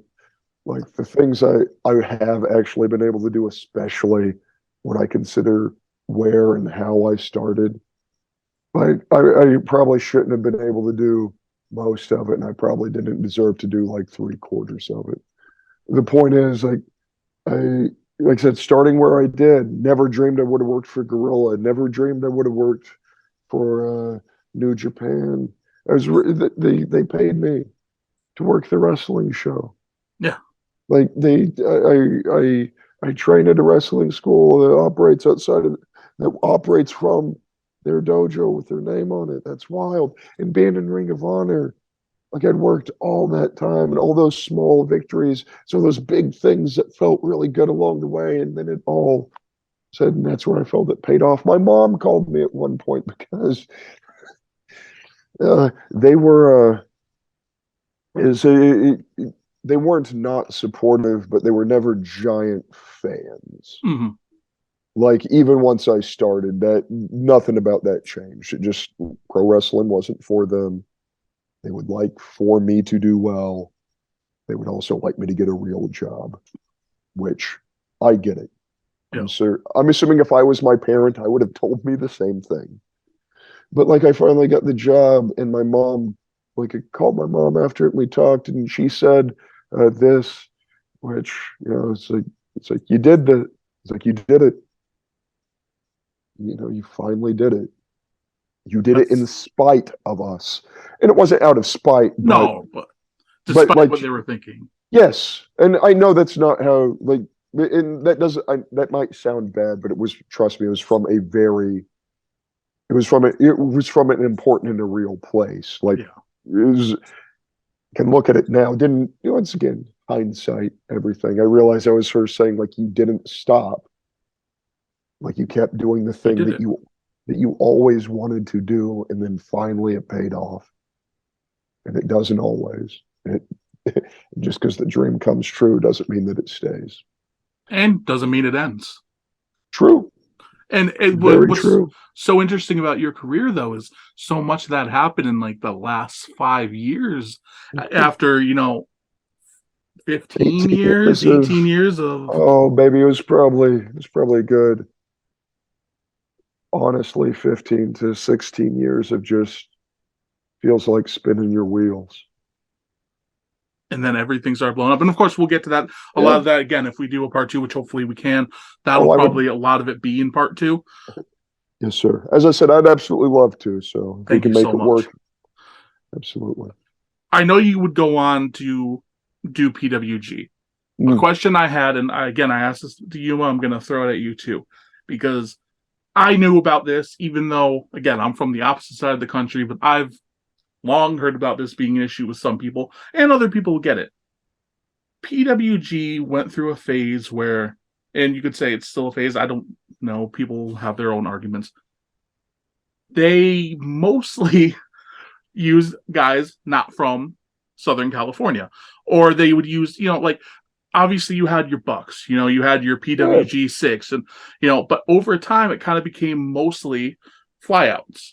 yeah. As a guy who was on the SoCal scene, did that ever bother you when they started going away from using Southern California guys more? Or did it drive you more to be one of the guys that they would use? Did you feel like, okay, well, they're not using as many Southern California guys now, so maybe that can't be a hope anymore? Like, what was your mindset and approach, and what do you think of that approach? I mean, I felt that it was probably, at least for me, it was a combination of one and three with very little two.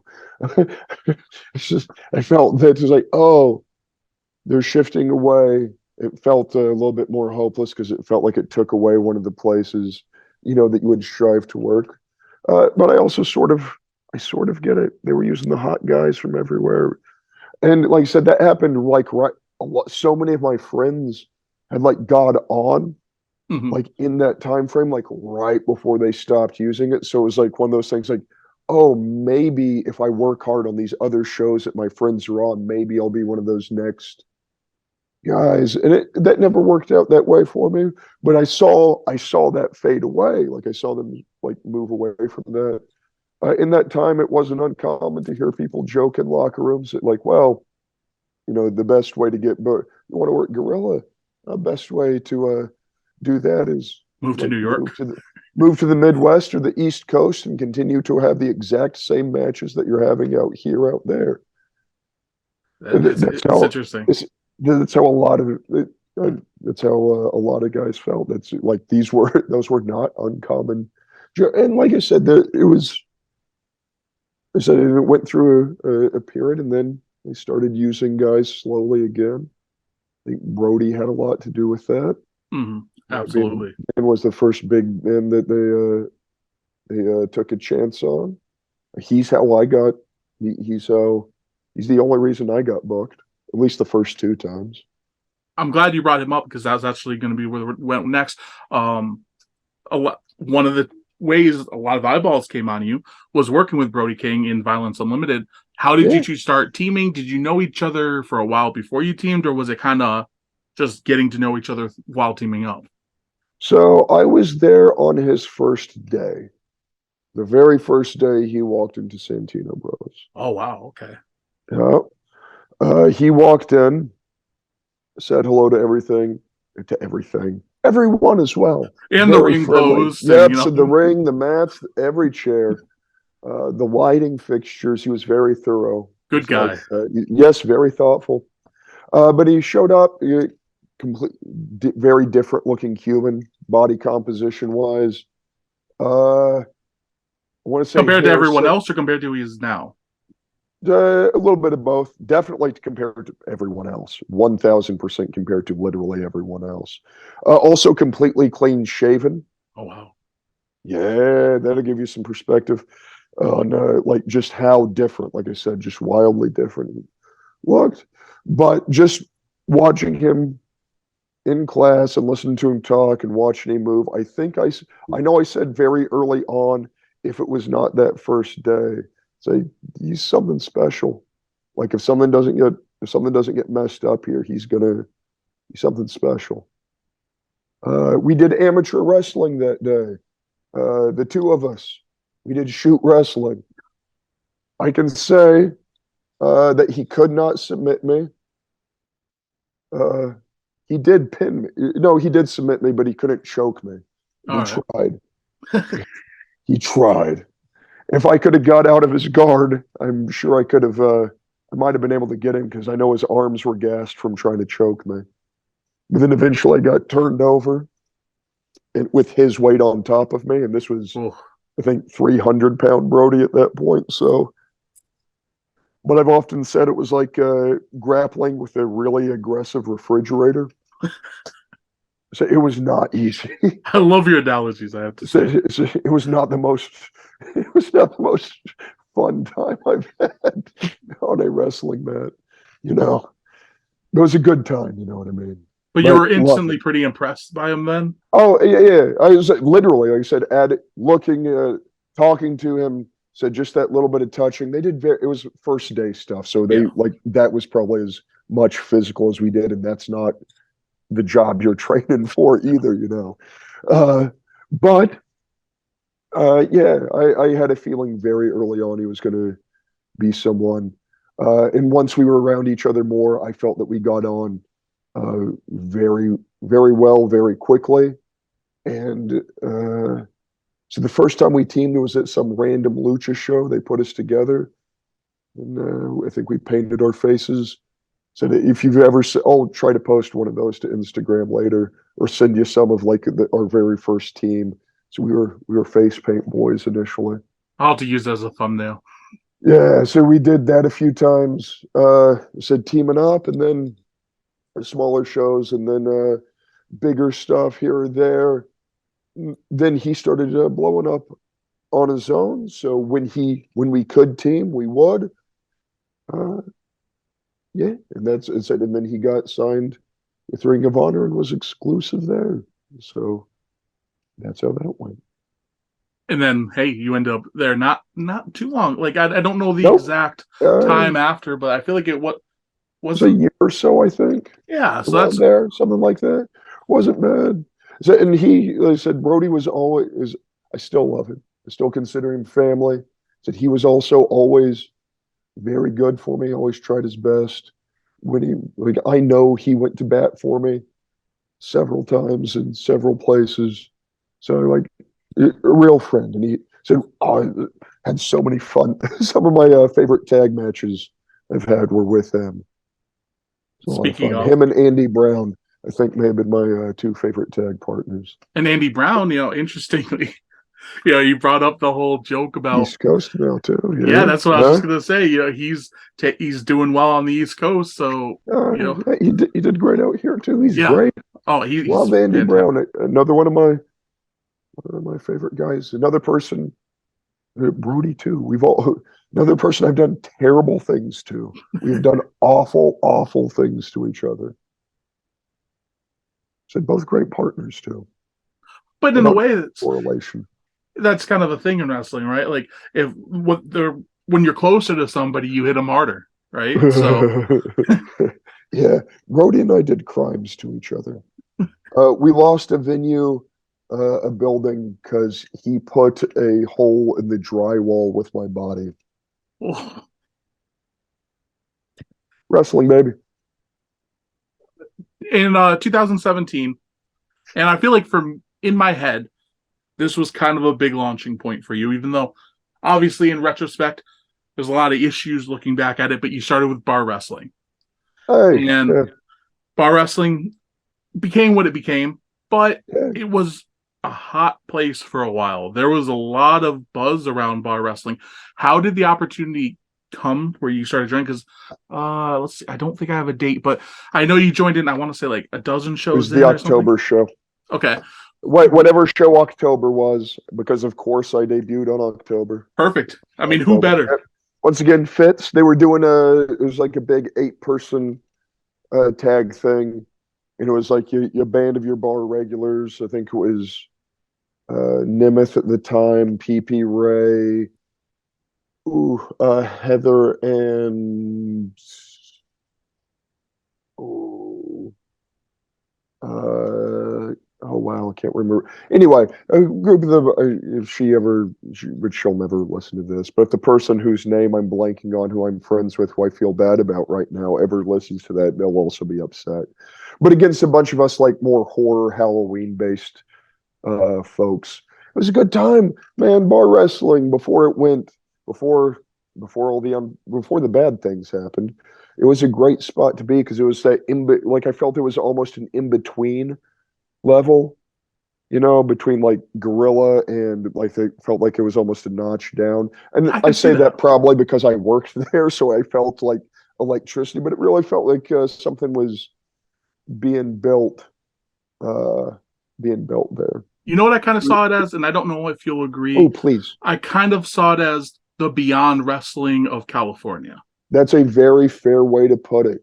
I think we also had several venues, but the overall look and feel was the same. You were going to see a lot of regulars, but you were also going to see a lot of people coming in. It was going to be a mix of the two. Bar wrestling was a good spot, if for no other reason than it gave a lot of the local guys that were already in the area and already doing good work fresh eyes and fresh eyes, if for no other reason than a lot of those local guys who might not have got to work with larger names got to work with larger names through bar wrestling.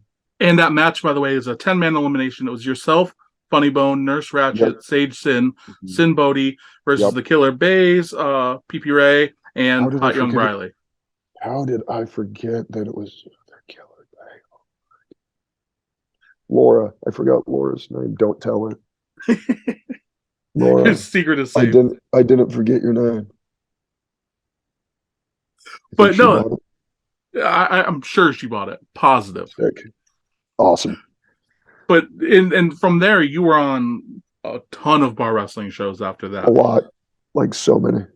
Did you find starting to do that was helping your buzz locally beyond that, or was it just because, Oh, or please. I guess because that became kind of like, I'm guessing, your priority at that time. Once you started getting on that bigger show with more buzz, you were kind of prioritizing the bigger company at that point, which would be bar wrestling, right? Yeah.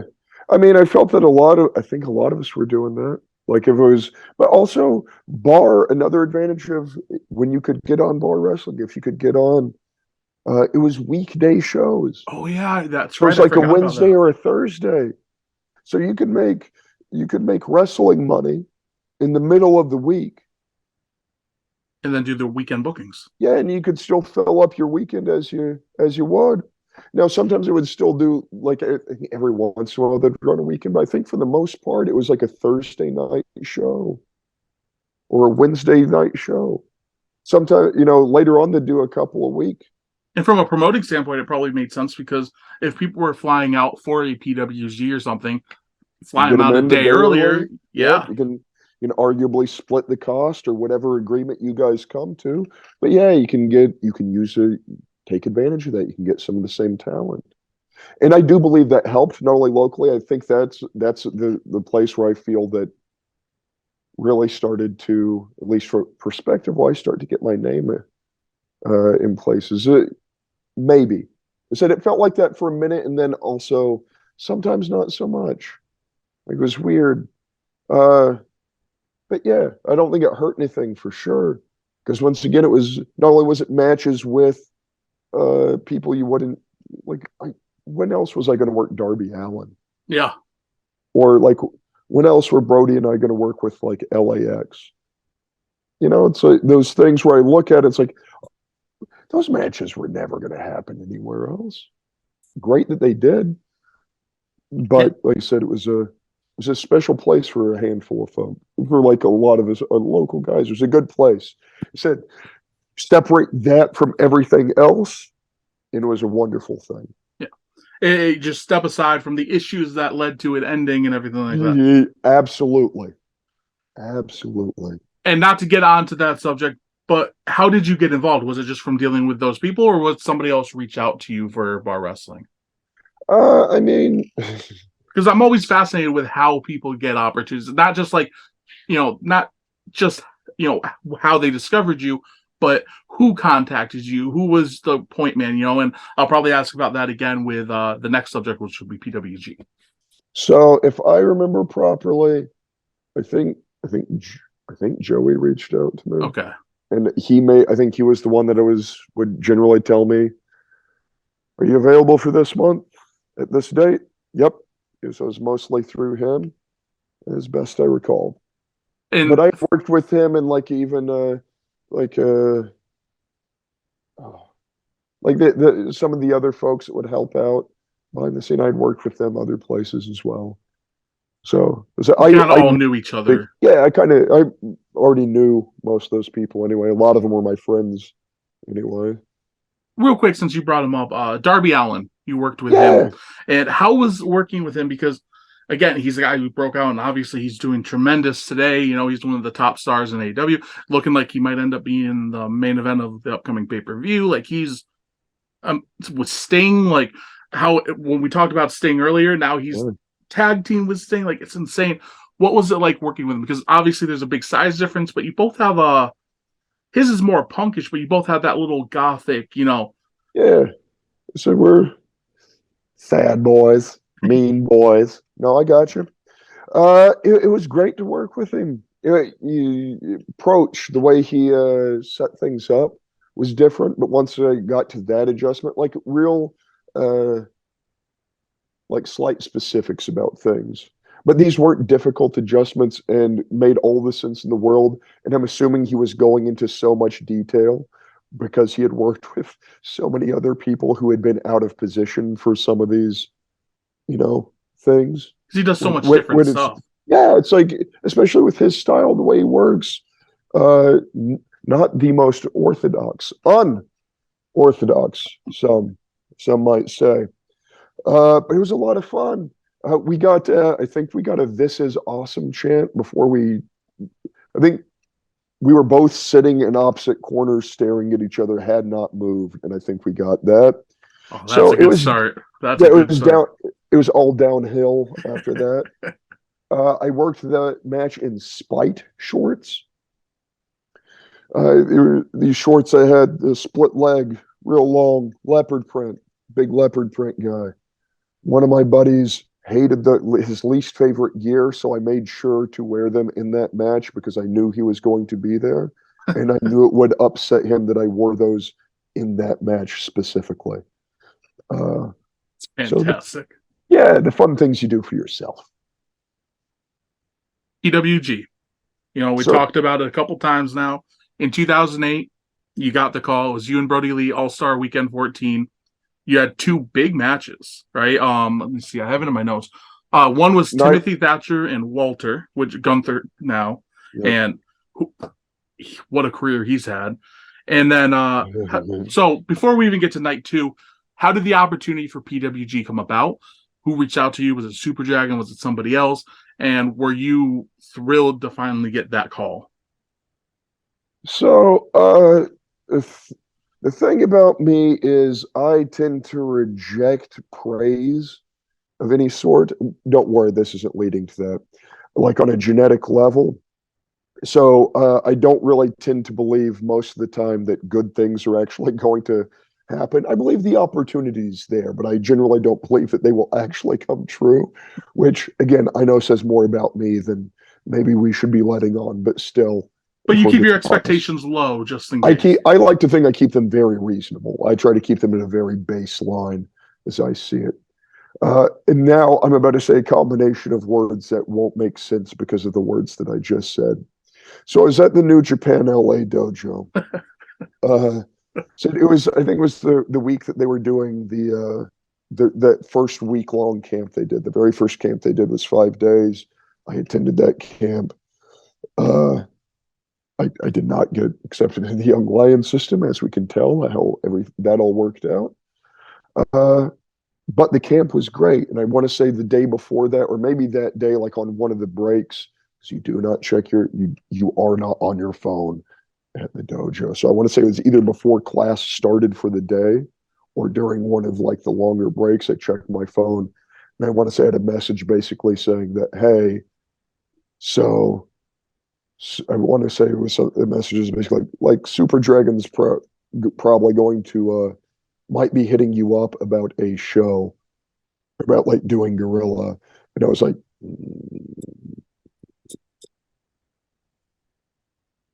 no, just didn't believe it. I just like no. Not that I didn't believe him. I just didn't believe it would happen. You know what I mean? And was this your first time ever even like flirting with it? Like, is this the first time you've? Okay. As far as I'm aware, if my name had ever been mentioned before or since, it wasn't to you. Yeah, one, it was never to me, and two, I would be amazed. Uh, but like, you get that, like, oh, you might get this message, and then I'm like, no. And then I want to say it was on another one of the breaks. I check my phone, and then I began to gently shit my pants on account of the email was essentially it was a thing. And I get it. Some people are like, it's a booking. People are like, it's a booking, bro. It's like, yeah, for so, but I'd been working for like 18 18, years. 17 years Yeah. at this point, just like starting to become something to hear, and then starting to feel like you're getting more outside. It's a good feeling, baby. And it's a company that, we talked about before. It seemed like Yeah. the window for, The, SoCal guys was closing on working or there. or closed. There was Yeah. one guy, I think Jake may have been back and Jungle Boy may have been there. So we had maybe two or three guys. But there had already been some guys who had tried, and I think were not asked back after a handful of times too. So it's one of those real dicey deals. But I get the email. I want to say we finish up that camp. Did did the opening ceremony, and then I think it was maybe the next weekend. I want to say it was the next weekend. I can't imagine that was all 1 week. But I want to say it was the next weekend. Yeah, it was Brody and I against Ring Kampf, the Walter and Thatcher variation. And now Thatcher is tearing it up in Noah after his stint in NXT. He's doing Yep. phenomenal. And then Gunther, he's probably going to beat Honky Tonk Man's record. Let's be honest. Like, he's arguably the best match of WrestleMania. He's incredible. Man, he's got shovel hands though. See, that's what I'm interested about. What was it like working? Because Coast to coast. he was at this point, he was already starting to build up the reputation. He was kind of like getting trendy, but obviously he This is wasn't. this is post PCO match. Like Yeah. he had a solid feeling that I knew what I was going to get going in, and I wasn't wrong. It was physical. It was fine. But you work a Uh, physical style too, so I guess in a way, was that oh intriguing to yeah, you? Like, do you like when other the, people are equally as physical? I expect it. Okay, I honestly feel I would be rude. if they, I no, if they like if also I do my don't tell some of the people that I've worked this, but I can lighten up as well. It's just my preference is physical, like that. You know what I mean? I want to feel something. You ain't got to kill me, yeah, but I would like to feel something. I feel be in that there. that helps me. It helps me feel more there, like we are here now. Like it helped for me. It helped. It's part of what makes the switch turn all the way. It helps. I don't need it, but I definitely find it helpful. So no, it was exactly what I think I was expecting. Uh, I do wish, in hindsight, and it would not have ended well, but I do wish at one point I had called him a big Austrian bitch in the ring just to get murdered immediately afterwards. Would It's have a been a great regret that moment. I have. Yeah, I mean, I thought him chopping me and me pop and top was going to be a moment, but instead I was called an idiot on commentary, which, to be fair, also very accurate. He was not wrong. It was a stupid choice. Trust me, I felt it afterwards. But you didn't have to point it out immediately. But really, I'm guessing they were great to work with because they're Oh such yeah. talented guys. Oh Like, no, working with them was not a problem at all. It was no. very easy. Timo and I had worked before a Oh, few all right. years ago before he had started getting big. So I said that was easy. Said I knew what it was going to be from both of them. It was going to be physical, and I tried to give as good as I got. So this was a lot of fun. I think 4.25 stars, 4.5 stars. There you go. Yeah. Two So that's questions on it. that. That is the only match I know that one that I have that's been ranked by him. by Meltzer, and two, I think two, it's definitely it has to be the highest. Probably the only one, and definitely the highest. Hey, you know what? Who again? Considering their success, especially again, I think Gunther's gonna beat Honky Tonk Man's record. I think he's gonna be if nothing goes tragically wrong. I see him Yeah. and Cody headlining a pay per view at some point in the next year. Like he's gonna be the guy. Oh, absolutely. And I'm fine with him beating Honky's record, but I want to see him in the jumpsuit. I need it. Please, please. Could you imagine Honky, especially because again you were on shows with him, so you know what his personality is like. Imagine him with taking a Gunther chop. Nope.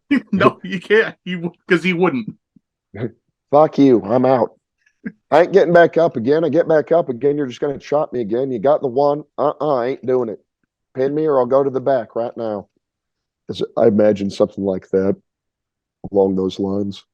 Were the PWG fans intimidating at all? Because I know, again, this is another thing you brought up. I don't know. I think it might have been in the unreleased interview, which by the time this one comes out, that one will already be out. So whatever.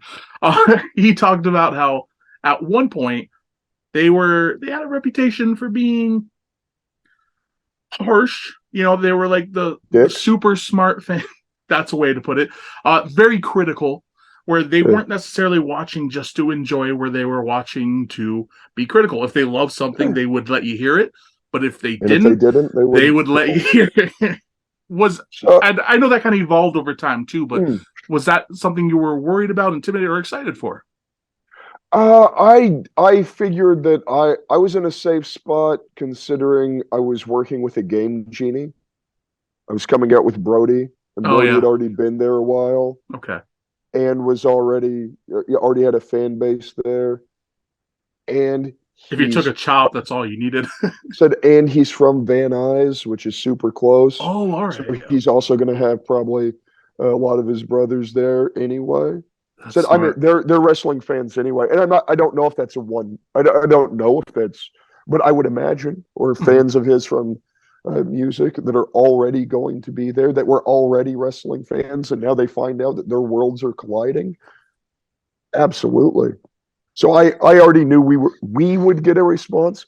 He and I would also be there. It'd be like, oh my God, it's Brody King and his pal Bateman. It was a sort of perception wise for the people, but it was great. And then once the overall initial, there were a few Bateman chants, and as long as we were getting the call and response on the bark, we're good. Don't sell yourself short. They were all Bateman fans, as far as I'm concerned. Mom. Thanks. Now, what did they give you any feedback after? Because I've heard Super Dragon can be real low key. So he's not necessarily going to sit there and go over much. But did you get any kind of feedback, anything from anybody? Or was it kind of just a match and, hey, good job or whatever? I mean, I know there was feedback. There was nothing so big to where I remembered it forever. I want to say there was feedback. It may have just been like, that was pretty good. We'll see about getting back sometime. Something like that. I mean, the next night we were with the Rascals. Yeah, and I definitely want to talk about that because, again, the Rascals are two guys who they've done really well for themselves. Wes Lee, he's the North American champion on NXT. As of when we're recording this, who knows if he'll still be champion in a month or a few weeks when it comes out. But right now, he's the champion. Killed it WrestleMania weekend in that flyway. He's phenomenal. What was it like working with them? And did you have you met them prior? Had you worked with them prior? Or was this the first time? Because I'm pretty sure they're flying guys. So definitely. I don't know where they're from. They were there. I think they were out of Ohio. Midwest. Okay, yeah. Yes, okay. Midwest guys, at least at that time. Okay. I never. If I had met them before, it had been in passing. Brody knew them, and Brody may have already worked with them. So once again, that made things a little bit easier when your buddy already knows the guys that you're working with. It makes that initial part a little bit less awkward. I also enjoyed that match quite a bit. You might not think to believe it, considering the two teams we named, but different style matches overall. but both were a lot of fun. Said some of the most fun tag matches that I've had that I can recall. Brody and I picked up something from them because the Rascals, they would have nicknames for their tag combos All right. so that they can just be like, and then what do you think? Like Avengers here, and then we'll do like whatever here. Brody and I picked that up, and then as we would go on and tag more and more, uh, we would name all of our tag stuff, generally speaking, off of they weren't all action movies, but a lot of action movies and a lot of Stallone movies forward. We had like a Cliffhanger, Demolition Man, uh, Cannonball Run, which is not a comedy. I mean, which is a comedy. It's not a Stallone movie. Out of Uh, curiosity, were these just like for comedic effect, or was it also because in my head I could think of, and I'm probably overthinking this, in a match, when you're calling stuff, if you get lost or something, you're gonna be like, oh, if I do the event, well, next is the Avengers spot, instead of being like, oh, next we're gonna be doing this, this, and this. Like it helps calling in the ring, right? yeah, I mean, I think we did it. I mean, I started doing it because I thought it was fun that the Rascals did it, and then I thought a lot of the names we came up with were funny. So That works though. that was more incentive for me to continue to do it. But yeah, also things like that I feel do make it a little bit easier. It's like when guys have pet names for some of their moves. I don't expect anyone else to know these things, but when we're in the back, if I have a pet name for something I do, I might call it by that just so it sinks in my head that at this point it's this. You know what I mean? And I guess if you So work with yeah, to your somebody point, enough, yes, it does same help. thing. Yeah. Yes, absolutely. We're gonna start wrapping up again. I thank you so much for Oh, your I just time. made Oh, it dark again on accident. Son of a. There we go. you returned to PWG. I think it was it the next month. I think it was the next month, and that's when you had a match with Andy Brown. And as we Yep, mentioned, he's tearing it up in the New England scene. And he's so good. how did you get the call back? Did you know at the last shows you were going back, or did they call you later on? How did that all come Us, about? I want to say that I got the email again. Andy was not my original opponent Oh, okay. as well. I'm glad I'm glad if it was him. I'm glad if it was with someone to be him. Uh, like as the substitution, it worked for me. It was also the last show in Reseda too. So not only did I get to be on the last days in Reseda, but I got to be on the last show in Reseda as well, if I'm not mistaken. Again, considering that's like was a place that seemed out of reach, that's really cool that you were able to do that. Yes, it is. Doesn't seem like it makes sense to me, but it happened. I was supposed to work Trevor Lee, and I believe he broke his foot, maybe, or he had a foot or ankle injury and couldn't make it. Uh, so they got Andy, and then we went on first, which I think was a mistake because right after us was Jake Atlas and Ray Horace. And if you were to ask me at gunpoint which of those matches I would book to open a show, it's probably the second one. Mhm. Uh, just because I The said I pace. worked, yeah, I said definitely the pace because said all, like in my I pick it up and everything, but I said my matches aren't necessarily about speed Especially in a by place like and large. PWG where so much of It's it is that fast, quick style. So I get speed what and you're saying action there. forward, yeah. And I only say that because I think Dragon even said that when we got to the back. Even I think he said it was a good match. So I had no problem with the match. Just like I should have switched the order of the matches, and I thought about it, but then I chose like I didn't.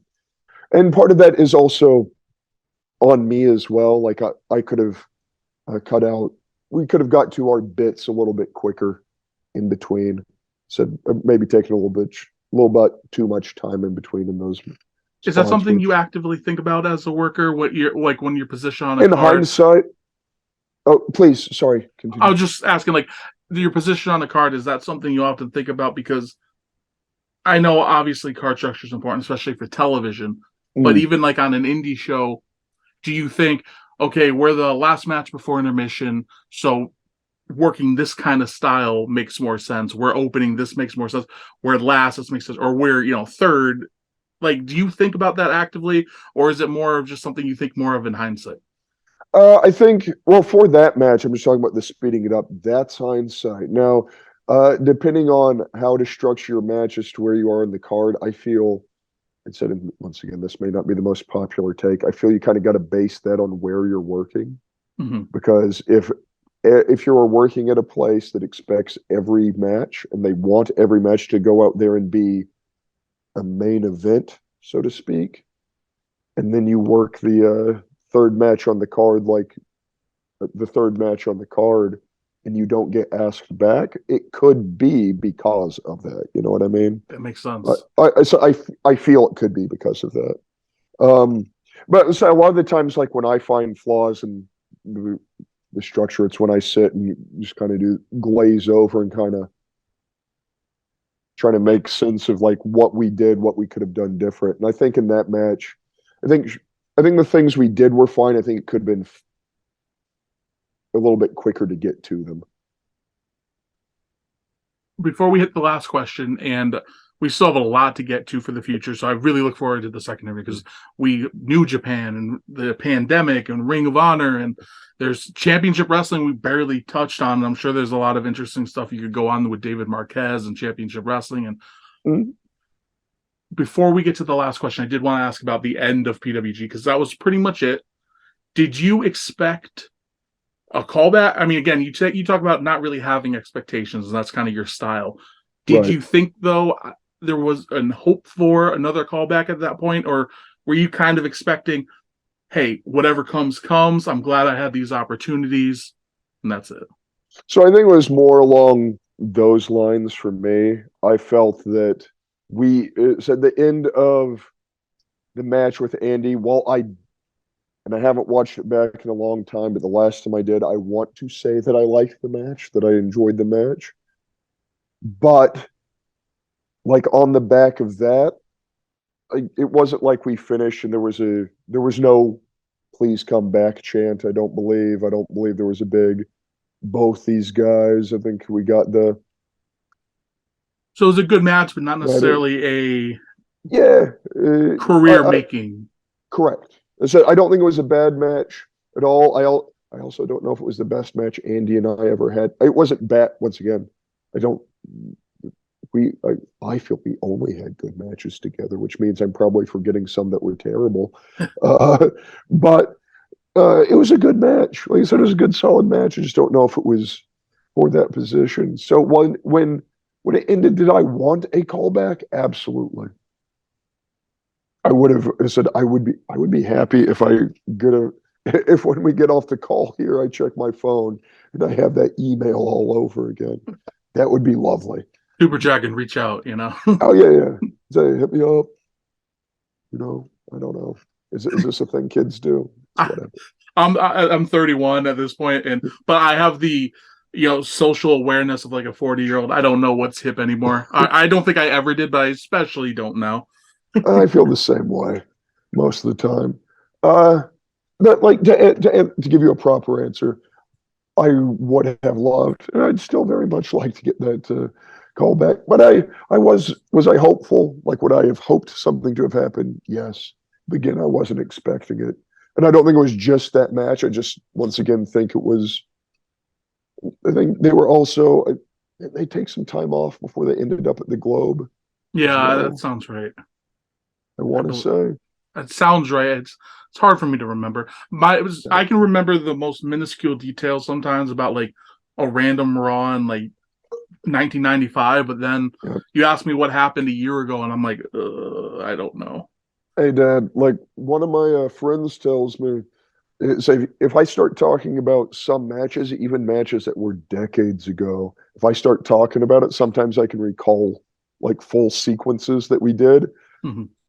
But if you ask me like what I did 20 minutes ago, like if I was at work, no idea. Sure, solid question. I would also like an answer. You know, So to wrap things up, This is Yeah. a question I'd love to ask before we hit plugs. And when we do the second one, I'll ask you the same exact question because, in my opinion, it changes. What does the future look like for Bateman? Uh, that's a solid question. How honest do you want me to be? As honest as you'd like to be. I've been fair. I don't think I haven't lied on purpose yet. So no, Now's no. the perfect time. No, I'm Oh just yeah, just swerve. It was a swerve, bro. You never see it coming. Uh, trepidatious, trepidatious about the future. So I've been wrestling for like this year's 22 years, literally wrestling over half of my adult life. I have some things coming up I'm looking forward to. You said some local bookings. I'd like to travel more. I'd like to get out more. I'm coaching currently at New Japan Wrestling Academy and Santino Bros. So I'm coaching. That's fun. Uh, so I'm currently working places. I like the places that I work, but I'd like to work more places. But realistically, I also realize that I'm older, and a lot of places are youth forward and for a reason, because they're going to be around longer. Now, all of that said, book me as much as possible, yeah. please. And either way, and I couldn't give you a timeline if you asked, but I've been wrestling for 22 years right now. My current plan is depending on how health and body and life holds up. If I could get to a quarter, that'd be cool. As long as I'm still feeling in some way fulfilled by this and it isn't just misery and irritants. But as I said, I honestly don't have an answer. There are things coming up. There are several prospects that could come true at any moment. We won't know until those things happen. That I Hey, don't want to, you know what I mean? But that's how wrestling is in general. yeah. Anything could change. Again, look at your career, 17 years or however many with, doing the same. You said spinning your wheels, which obviously you still had up and Not downs to throughout say then, but yes, not in a bad way, and not all the is and not all that's not all spinning your wheels. I just mean not seeing larger improvement. but then once it hit Improvement, out of nowhere. yes, skill set rising, getting better opportunities locally, but still not seeing the bigger picture. And then, like you said, starts. So We'll we'll see how see. far it goes. Absolutely. All right, let's hit plugs one more time. Remind people where to check you out. Instagram, of course, but Tyler Bateman official on Instagram. The next big booking the next booking I have coming up. I should probably. This is time released, so this might not be. yeah, it probably won't This be. might But not be. In that case, just look for follow my social media, and then go see me places. and of course, Please. check out the Santino Brothers School and Always check out the Santino New Brothers, Japan School. Japan Wrestling Academy, Santino Bros. As far as local places, that we always strive our best to put on the best show. We'll show you our hearts. We'll show you our guts. Give you best effort every time. That's all And you can ask. we will have links in the description of every individual video, and of course, the longer video with Tyler's social media pages. We'll probably have links to the New Japan Dojo website or something like that. I'm not 100% certain. If I hear this back, I'll remember to put it in. So everyone can go and check that out. Also, guys, be sure to follow us at Armbars Sidebar on Twitter, at Armbars Sidebars on Instagram, excuse me, and on YouTube at Armbars and Sidebars. Be sure to like, comment, subscribe. The comments help a lot. Supposedly, they help the YouTube algorithm, which means, the more comments I get, I always respond to them as long as they're not like hateful. Like, again, if you have an opinion that's negative, go for it. Keep anything that's like bigoted out. We don't want that. Anything else, though, anything else, good, bad, indifferent, feel free to share it. And it helps the channel, helps us grow, and hopefully it'll keep the guests coming. So I want to thank you so much. You were incredible. I can't wait for a part 2 because we basically just got to you starting to break out. We have everything you did in the next, 5 years and the pandemic, and there's so much, Yeah, I've been wrestling a long time, baby. A lot of times to get. I'm sorry, because I know it's how conversations flow, but I get sidebarred quick. Sometimes things will just spark random stories. No, it's great.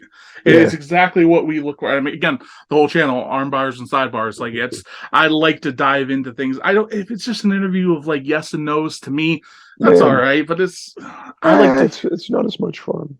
I like to pick the brains of people. So thank you. You were great. Absolutely. And again, check them out. Be sure to subscribe, guys. And yeah, we're gonna wrap things up. Until next time. Thank you so much.